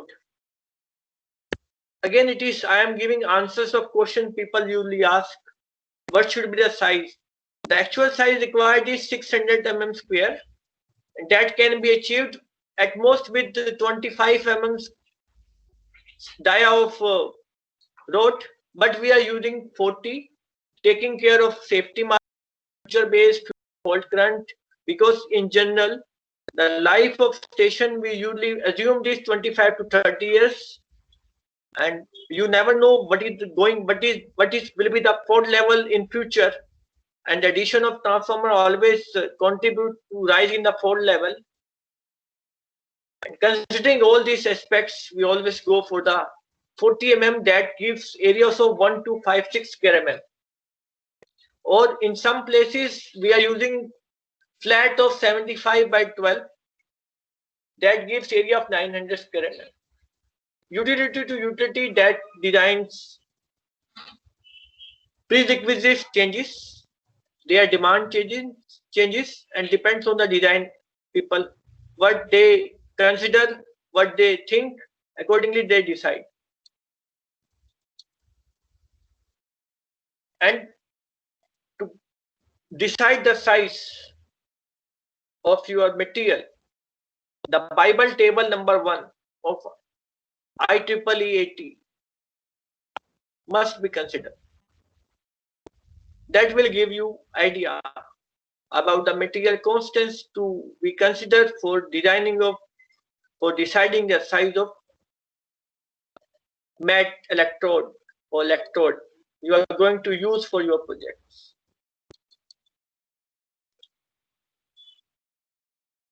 Resistivity and corrosions move hand in hand. If it is more than 20,000, it is essentially non-corrosive, you are safe. But at that situation, the design becomes difficult. It may be mildly corrosive, moderately corrosive, highly corrosive, extremely corrosive, depends. And accordingly, you have to take that kind of safety margin in the design, in the selection of conductor. Up to 25, 30%, if it is 25 to 100, 15 and above 100, no need to take any margin. But still we are taking, because in all utilities, they are pressing hard for 40 mm size without considering the actual condition. It is a general practice, but that should be adopted if possible. Once you have done all these things, then important factor, the people usually talk about what should be the attainable, permissible resistance of my earth substation. And 14.1 class is recommending 1 ohm for big substation and 1 ohm to 5 ohm for distribution substation. IS 3043 20.2.3 recommend 1 ohm or less if possible. Similarly, IEEE 142 have their own way of guiding that value. NEC 250 talks different value. Transformer manufacturers and tower footing systems values given by my IS talk different values. They talk about IS 5613 have talk about different kind of value that is to be achieved for your transmission line tower. I am going to cover that part also if the time permits. Then Once you have designed, then comes very important factor that is called ground potential rise. Ground potential rise is a very good point to be discussed because this potential rise of ground becomes dangerous for the remote location. And from your substation, from your industry, from your premises, many metallic parts are going out and they are terminating at another station. Some metallic pipes are there that is going to another area of 1 kilometer, 3 kilometer away. At the time of fault, they are at the full potential. And that GPR depends on IG and RG. This is the only reasons. IG you can't control, but we emphasize on RG. This is the only reason we talk about 1 ohm or 5 ohm, 25 ohm or 10 ohm, because we have to take care of GPR for the safety of persons, for safety of equipments that are accidentally connected because of remote end may attain that high voltage.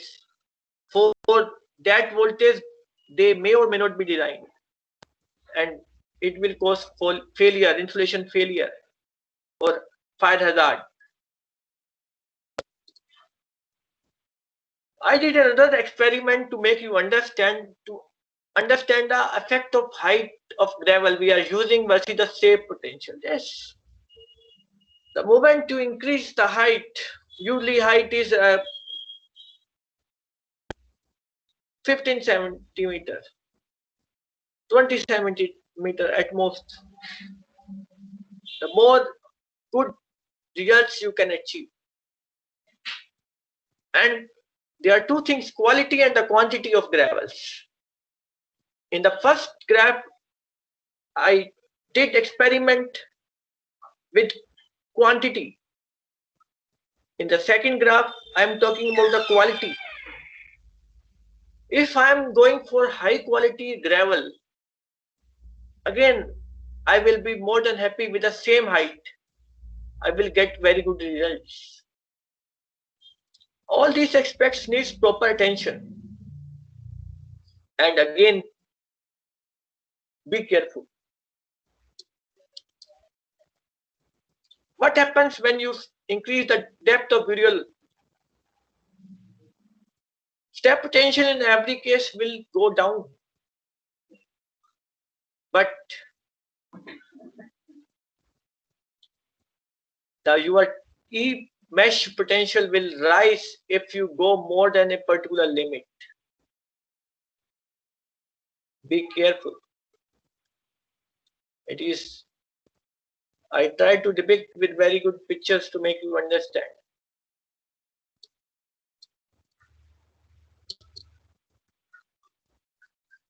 Relationship between the fault current and the GPR. The more fault current you are having, the more GPR, the more dangerous will be there. Similarly, the more fault current is there, more dangerous step potential and touch potential will be there. Be careful. Also, the conductor spacing in the mat plays very important role. What should be the optimal spacings? You have to optimize the spacings by using some experiment, or you have to do some permutation and combination to get actual optimal value. To leverage the resources available with you. That is known as the improvisation. Optimal use of the resources you have with the minimum cost of the grid you are going to manufacture, you are going to commission.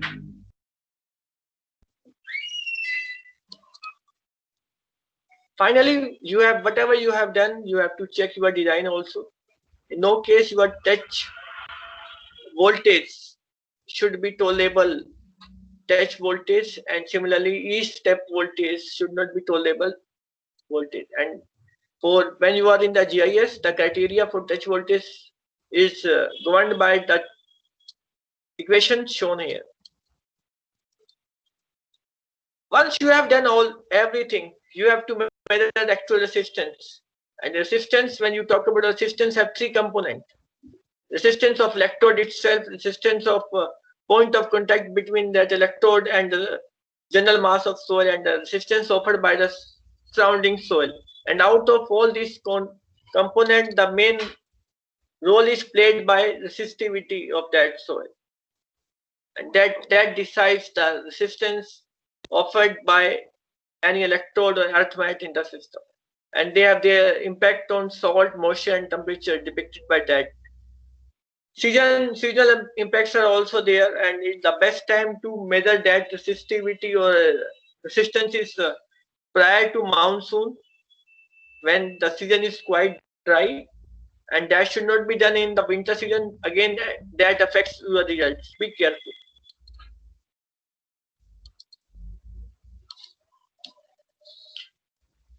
This is about the impact of season on the resistance value and resistivity you usually come across, and that correction should be in your mind while going for the final design. Going to cover second part as recommended by Nihar sir, transmission line. Can I continue? Is there any time limitation? Sir, may we conclude within 5 to 10 minutes, so may we have some time for question and answers? Okay. Because we have to end by 5:30 around. Okay, I am going to finish in next 10 minutes. Okay, fine, sir. And for 20 minutes, I will be happy to take 10-15 questions if possible. Otherwise, I will answer that question through mail. Yes, sir. Yes, sir. This is the pictures taken from field.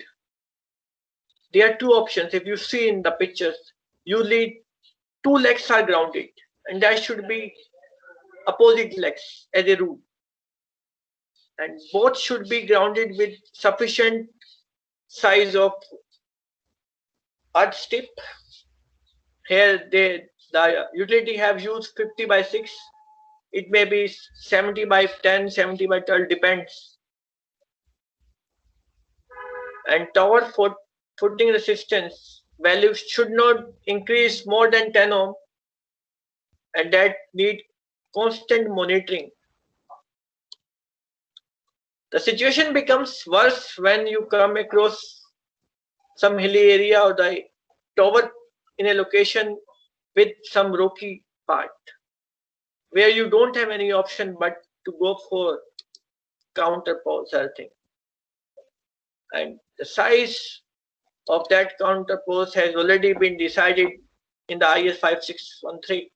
You can see for 400 kV lines, the size of that conductor for counterpose is 7 by 3.66 mm, and for lower level it is 3.15, and that should run in the all four directions up to 30 meters to get effective resistance value that is required as per the statutory requirement. Laying of counterpose, it should be laid at the level of minimum 1 feet to 2 feet, and it is better to have that height, that depth of 600 mm if possible.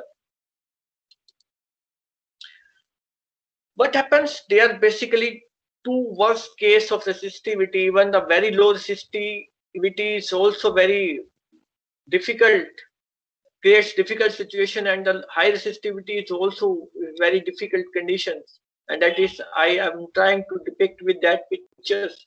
To have more knowledge on the subject, you can refer, many technical papers are available on IEEE. In case you need my help, I can provide you on papers on that subject. You can message me, you can mail me anytime. I will definitely provide you as early as possible.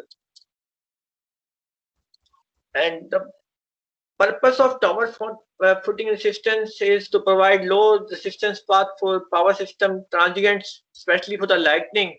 And it is we have to avoid back flashover, and we have to provide low resistance path fault current, and we have to sufficient current safety of the satisfy and safely operations of protection system. Coming to joint works for power cables. For every power cable, one joint bay is established by making that kind of ring.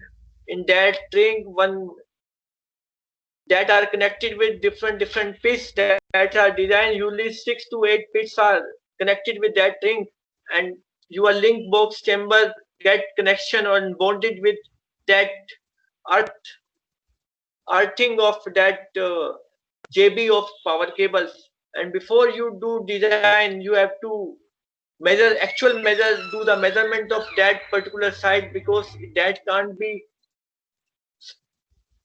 a fixed type of thing. That is a typical, that is site specific, and every JB should be measured separately to get the value. And next question usually the people ask in the webinar I usually go, what should be the type of shielding, cross bonding, bonding, and IEC should follow the only governing IEEE is 575 and SIGRE guideline 287. Both are the guiding material so far earthing and grounding of bonding of cables, power cables concerned. Kindly go through that. That will give you fairly good idea about that one. Resistive measurement at joint bay is shown here to have view how to do that thing. This is about link box with SVL, how to do that thing. People usually ask question how to do earthing of LA. To make them clear, I have shown that pictures. In every project, earthing must have one dedicated earth to discharge at lightning immediately to earth, but at the same time that must be bonded with the earth mat also, as depicted in that picture. One should be careful about that. Similarly, when it comes to power transformers or distribution transformer, the people are confused how to do, because what happens, there is one clause of that CA, Safety Regulation 2010 41 and 42, that is creating confusion among all the electric engineers how to ground your neutral and earth body of your transformers and generators. And the people are going for two separate earthing for your body and two separate earthing for neutral, and sometimes they are not connecting to the earth mat because of some pressure from the electrical inspector not to connect, otherwise he won't give clearance for that site. It happens, it's a practical problem that we have to come together to find out the solutions for all the problem. As stated, it very rightly said by Nihar sir, we have to make the highest authority about all these things, and we have to talk with regulating authority, CA and commissions also, to make them aware about the problems we are going to face. We don't go for interconnection and bonding of all these things, and we have to clearly define earthing. They talk about earthing system. We should be able to distinguish between earthing system and the earth electrode. We have to work on that area also. Similarly, I have shown this earthing for typical earthing for my isolator system. Finally, everybody knows when there is no earth, there will be an earth, and we have to protect all these things. Apart from that, the other area of concern are fence grounding, cable sheet grounding, surge resistor grounding, transfer potential communication grounding, low voltage neutral grounding, extension of fence, piping or conduit. And this is not the end, it is just a beginning. Because if you look at the figure, electrocution killed 30 Indians a day, and we should have to do our bit to protect, to make our India free of accident.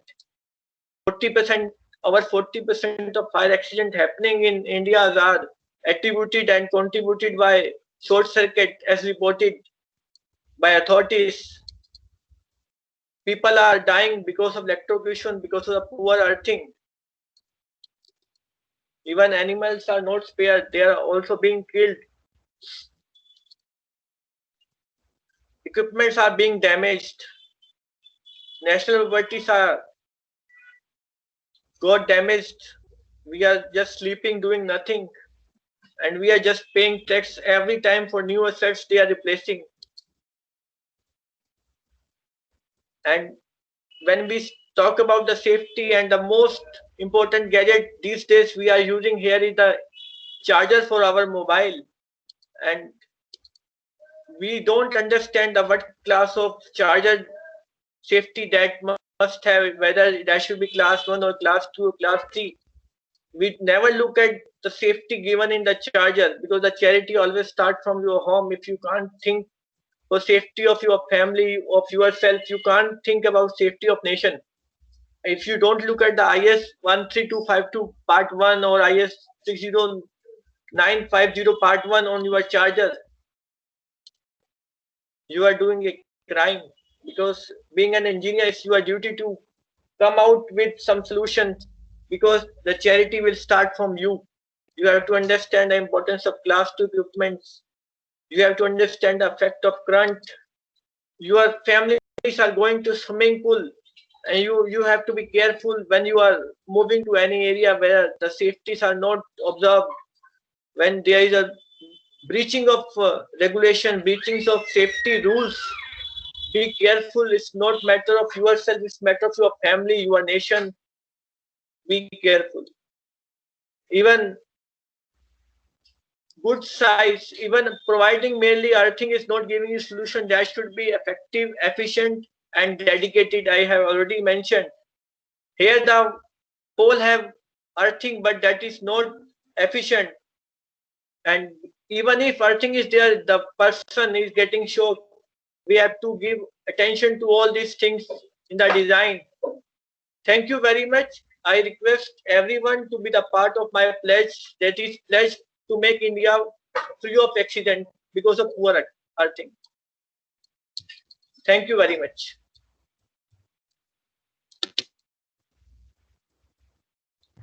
Thank you, sir, for your detailed presentation on the subject. We'll now have few questions. So we are open for question and answer session. Participants may ask questions to Dr. Arora.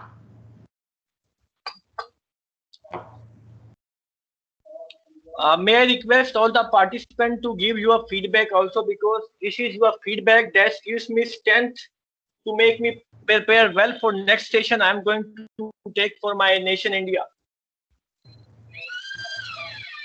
Please give your feedback. Sir, we have some questions in comment box. Okay, please read it one by one. Just a minute. We will take 10 questions if there are 10 numbers are there. And we would like to conclude our session by 5:20.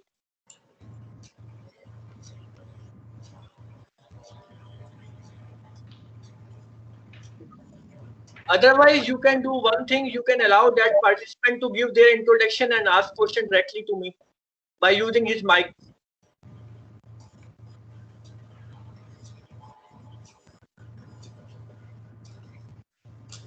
Okay. Hello, Dr. Arora, can I put a question to you? You are welcome, sir. Give me introduction first. Yeah. My name is Ravi. I am basically an energy consultant rendering energy engineering services to industry. Okay. I have experience that these days most of the industries are using, frequency drive and many other electronic equipment, which cause a lot of harmonics in the system. Does the harmonics in the system affect the adequacy of a well-designed earthing system? And Definitely. if yes, what are the precautions or what kind of a corrective measures would you like to advise? Okay. Very good questions and very relevant question. If you want to understand in depth, I have written one paper recently in the last week only. It is about failure of equipment because of harmonics. I will share that paper on your mail. And Great. coming to your question, what happens when the harmonics are there? The first impact is that the current in the neutral becomes twice, even more, 1.73 times of the current in the phase because of Okay. presence of harmonics. Okay. And when more current is there, more heat is there. When more heat is there, the chances of failure of insulations are there. When failure of chances of insulations are there, the probability of faults becomes more. When probability of faults become more, you have to be careful about designing of your earthing system, because finally earthing has to take care of the fault happening in your system. Okay. Okay. Thank you, doctor. And I look forward to having a technical paper you just referred about. Definitely. Now, I'm sure that you would allow me to raise one more question. Yes, you can. If you can ask a question at the end, because I want to give other participants to chance so that they can also have their thought. They should express their thought coming in their mind. Okay. Okay. But kindly do allow me, even at the end, doesn't matter, but kindly do allow. Sir, you can call me personally. I can answer all the questions in your mind. I know that, but I would like this question to be raised in this forum. Okay. Whatever answer you give, everybody is benefited with that. Okay. Raise it right now. Please ask your question. Now, these days we have been coming across variety of earthing solutions offered by many companies, and they claim that they are maintenance-free earthing solutions. Now, what should be the assessment criteria for a good maintenance-free earthing system, and what should be the minimum life of the earthing system by which we should be able to call it as a maintenance-free? Whether there should be no maintenance required for 20 years, 10 years, 5 years, or 50 years. Even if the people are offering a earthing system which does not require any maintenance for the next 5 years, but it does require maintenance after 5 years, the people say it's a maintenance free. So what should be the criteria for the minimum period for the between two consecutive maintenance to be termed as maintenance free? Very good question to answer. I'll be very happy to answer that question because it is very relevant question, sir. First of all, when we talk about maintenance free earthing or chemical earthing, we have to understand the geography and basically what happens when electrode is there. Electrode is there of any size and it is surrounded by general mass of earth. They have some resistivity. Okay, and that resistivity is the main component, constituent attribution for your earth resistance you are going to achieve. Now, when you talk about chemical earthing or maintenance free earthing, what the general philosophy is that they remove that general mass of resistivity earth and they replace that soil with their some chemicals or some compound that is called earth enhancing compound. Okay. Now when we talk about earth enhancing compound, it has 4 base. It starts from carbon, graphite, then bentonite base, marconite base, and this has already been covered very well in the clause number 14.12356 of IC IEEE 80. And now question is, what should be the life? The answer is very simple. When you are going for any projects and CRC, DRC, any regulatory commissions have already mentioned about the life of any substation should be 25 years. When the life of your substation is 25 years, how that life should be less than 25? In my view, the minimum life claimed by any manufacturers A, B, C should be 25 years. That should be when people say maintenance free, there should not be any need to add any more water or any to replace any material. Third, the value should remain consistent. It should not keep on changing with every 2 year, 5 year change in the weather condition, change in the moisture level. If it is changing, it is not maintenance free. People are very confused about that thing. And we should come out with earthing that can maintain their value in a consistent way, and the life should not be less than 20 years, in my view. That is actual chemical earthing or maintenance free earthing. Thank you, sir.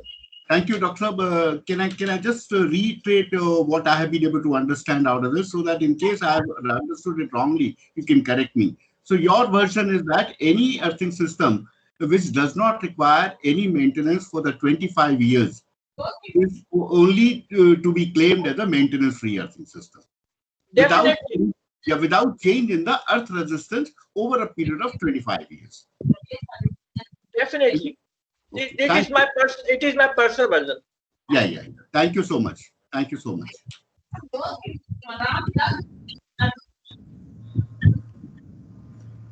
Sir, we have 5 questions from Mr.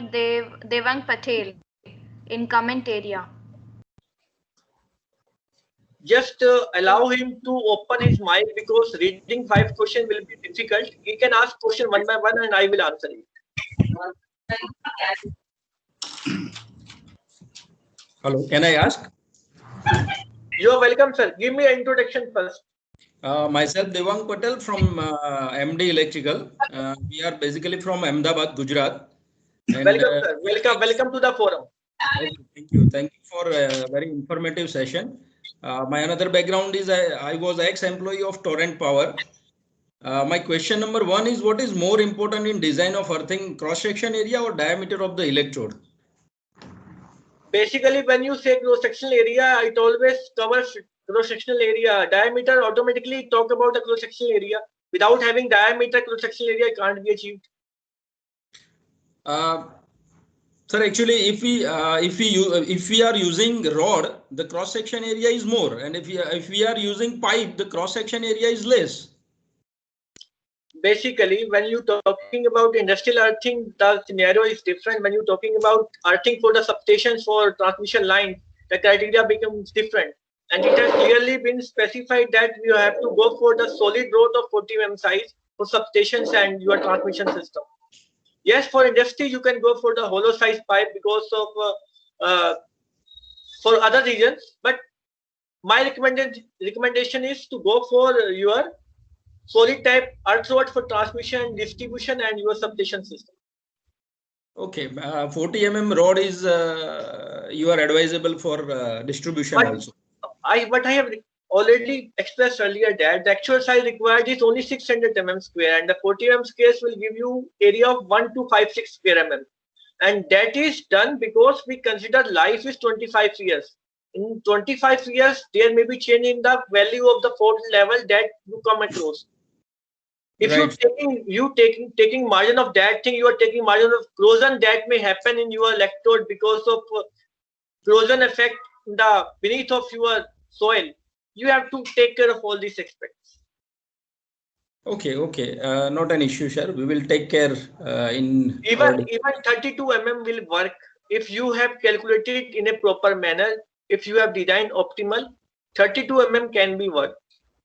Okay, we are using 38 mm in place. More than sufficient. More than sufficient for Indian scenario. Yeah.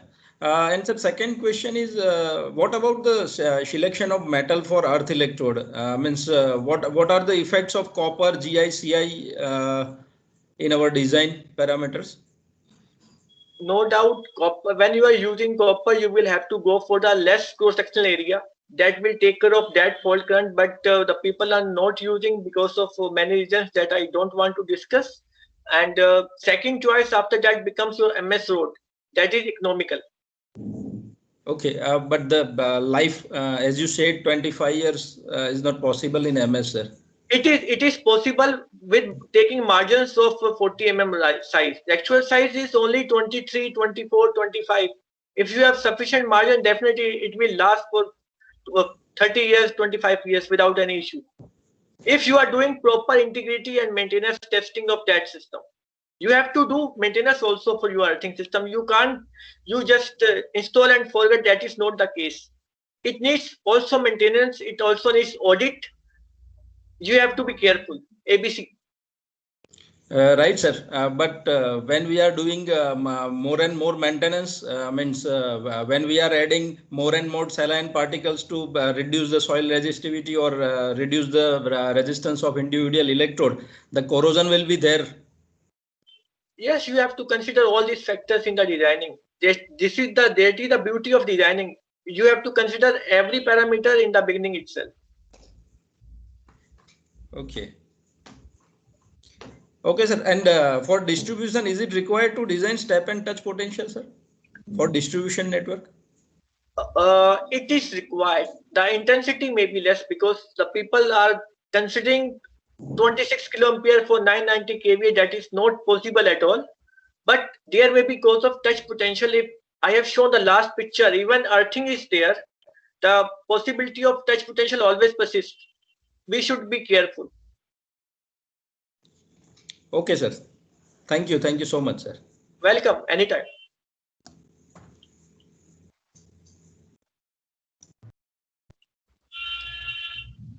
More questions?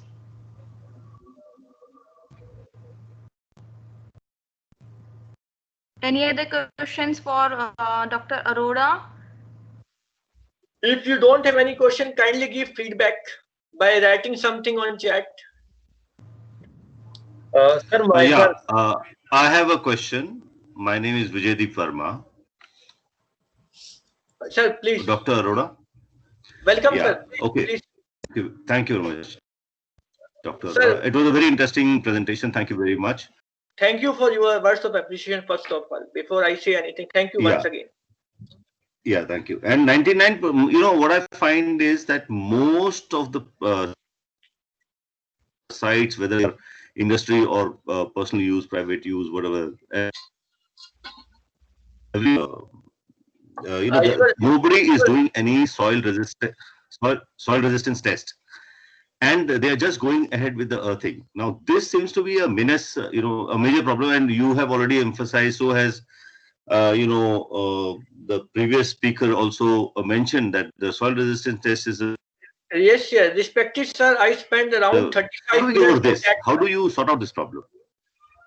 Sir, that is possible with because everyone has to give their bit. You start doing that thing, I start doing that thing, everyone will start doing that thing automatically. That is a spirit. If you are not doing, kuch nahi hota. If the people say kuch nahi hota, if you have that kind of mentality, if I have that kind of mentality, the earth nahi to unearth, definitely there will be an earth. You will have to measure it. It is required. It is prerequisite for any designing. And who will make people aware? You can aware, I can make aware. And these 50 people can contribute their bit and they can make people aware. Not only Rajesh Arora is responsible, we all are responsible. I show very first slide, who is responsible for safety? Myself. Rajesh Arora, yourself. Everyone present there are responsible. They have to come forward. So my second point is that anytime everybody, most of the people, they are always, everybody says, okay, less than one. Sir, that is not a requisite, I think, and moreover, we are, as we had discussed. Yeah, go ahead. Sir, actually, it is required to take care for GPR. What happens? It is not required for you are in the vicinity of your substation or industry. But you never know what length of pipeline, conduit, metallic part, extra extraneous parts are going to other location in the remote area. They may get a shock. To take care of that thing, the people are worried about that limitation of GPR. And that is possible with achieving some low value of resistance. That is the only objective. Okay. So what we are saying is then this particular norm of having less than one ohm, that is the best thing to do. Even if because of high resistance, you will have to have very long electrodes. Is that the only solution then? Yeah, in case you are not able to achieve 1 ohm of resistance, and you can make your design in a way that there is no GPR problem, there is no possibility of connecting to extraneous metallic part, there is proper bonding, you should not worry. But the statutory requirement says you have to achieve, you will have to achieve. In the present situation, no one can get rid of that issues, and we all together can work together in that area to make people aware. All right. Thank you very much. Thank you. Good one. Welcome, sir. Welcome.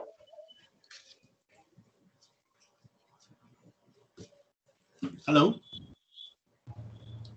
Yes, Raviji, please ask your question. Can I have one small question? Though it is not really directly related to the technical aspects, but as we discussed just now, and you explained that 25 years should be the life, do such maintenance-free earthing systems, which have a life of about 25 years plus, are really expensive, or they are, affordable, vis-a-vis the conventional earthing systems available? I think that answer can be answered in a very good manner by some chemical earthing manufacturers. Okay. But what is your take on this? Actually, on that platform, I think I am not supposed to talk about any that. Okay, please excuse me for. I don't want to answer. I understand. Thank you.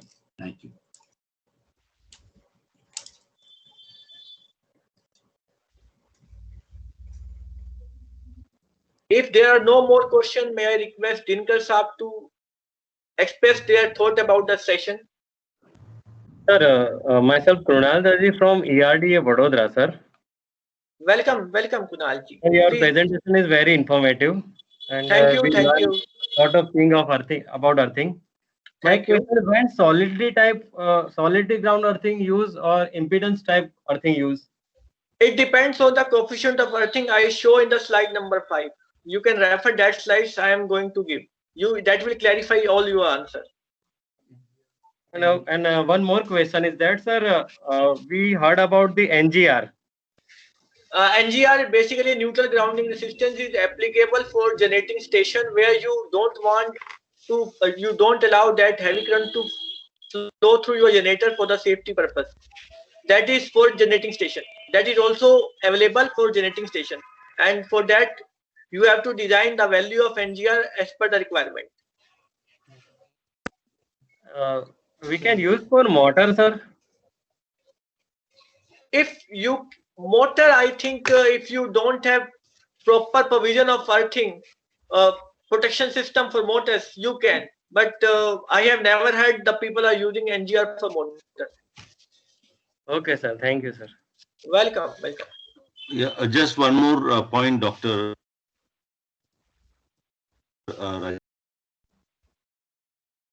Rajesh, participants.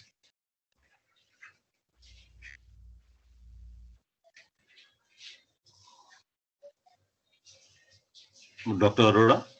Yes, sir. Please. I'm not getting your voice. It is breaking. All right. So I was asking whether you will be sharing this this presentation with the part so that we can, get this information and we can learn a little more.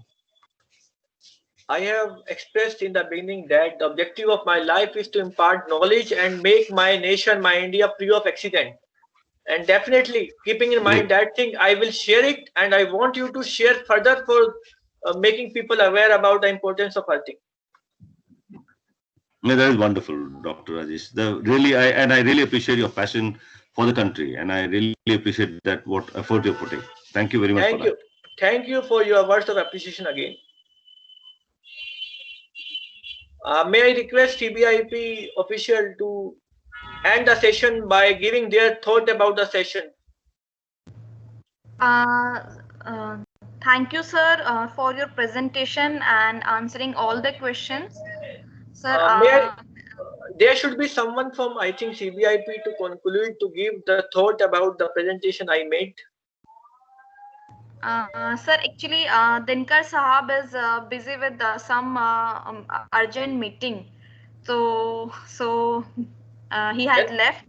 So maybe by tomorrow he will express all the details about your presentation. And Nagar Sahab and Batra ji, Vishandar ji. Sir, actually, they all are in meeting. Actually, there is a urgent meeting. Nihara sir. I think it's not connected. Maybe. Okay. Thank you once again. Thank you very much. So thank you so much, sir, for your presentation. I would like to thank all the participants. And with this, we close our first day proceeding and shall meet tomorrow at 3 p.m. for day 2 of the tutorial. Thank you all for participating. Thank you so much. Are we to use the same link tomorrow? Yes, sir. The same link will be the link will be All same right. for tomorrow. Thank you very much. Thank you. Wonderful. Thank you very much. Good presentation. Thank you, sir. Thank you very much.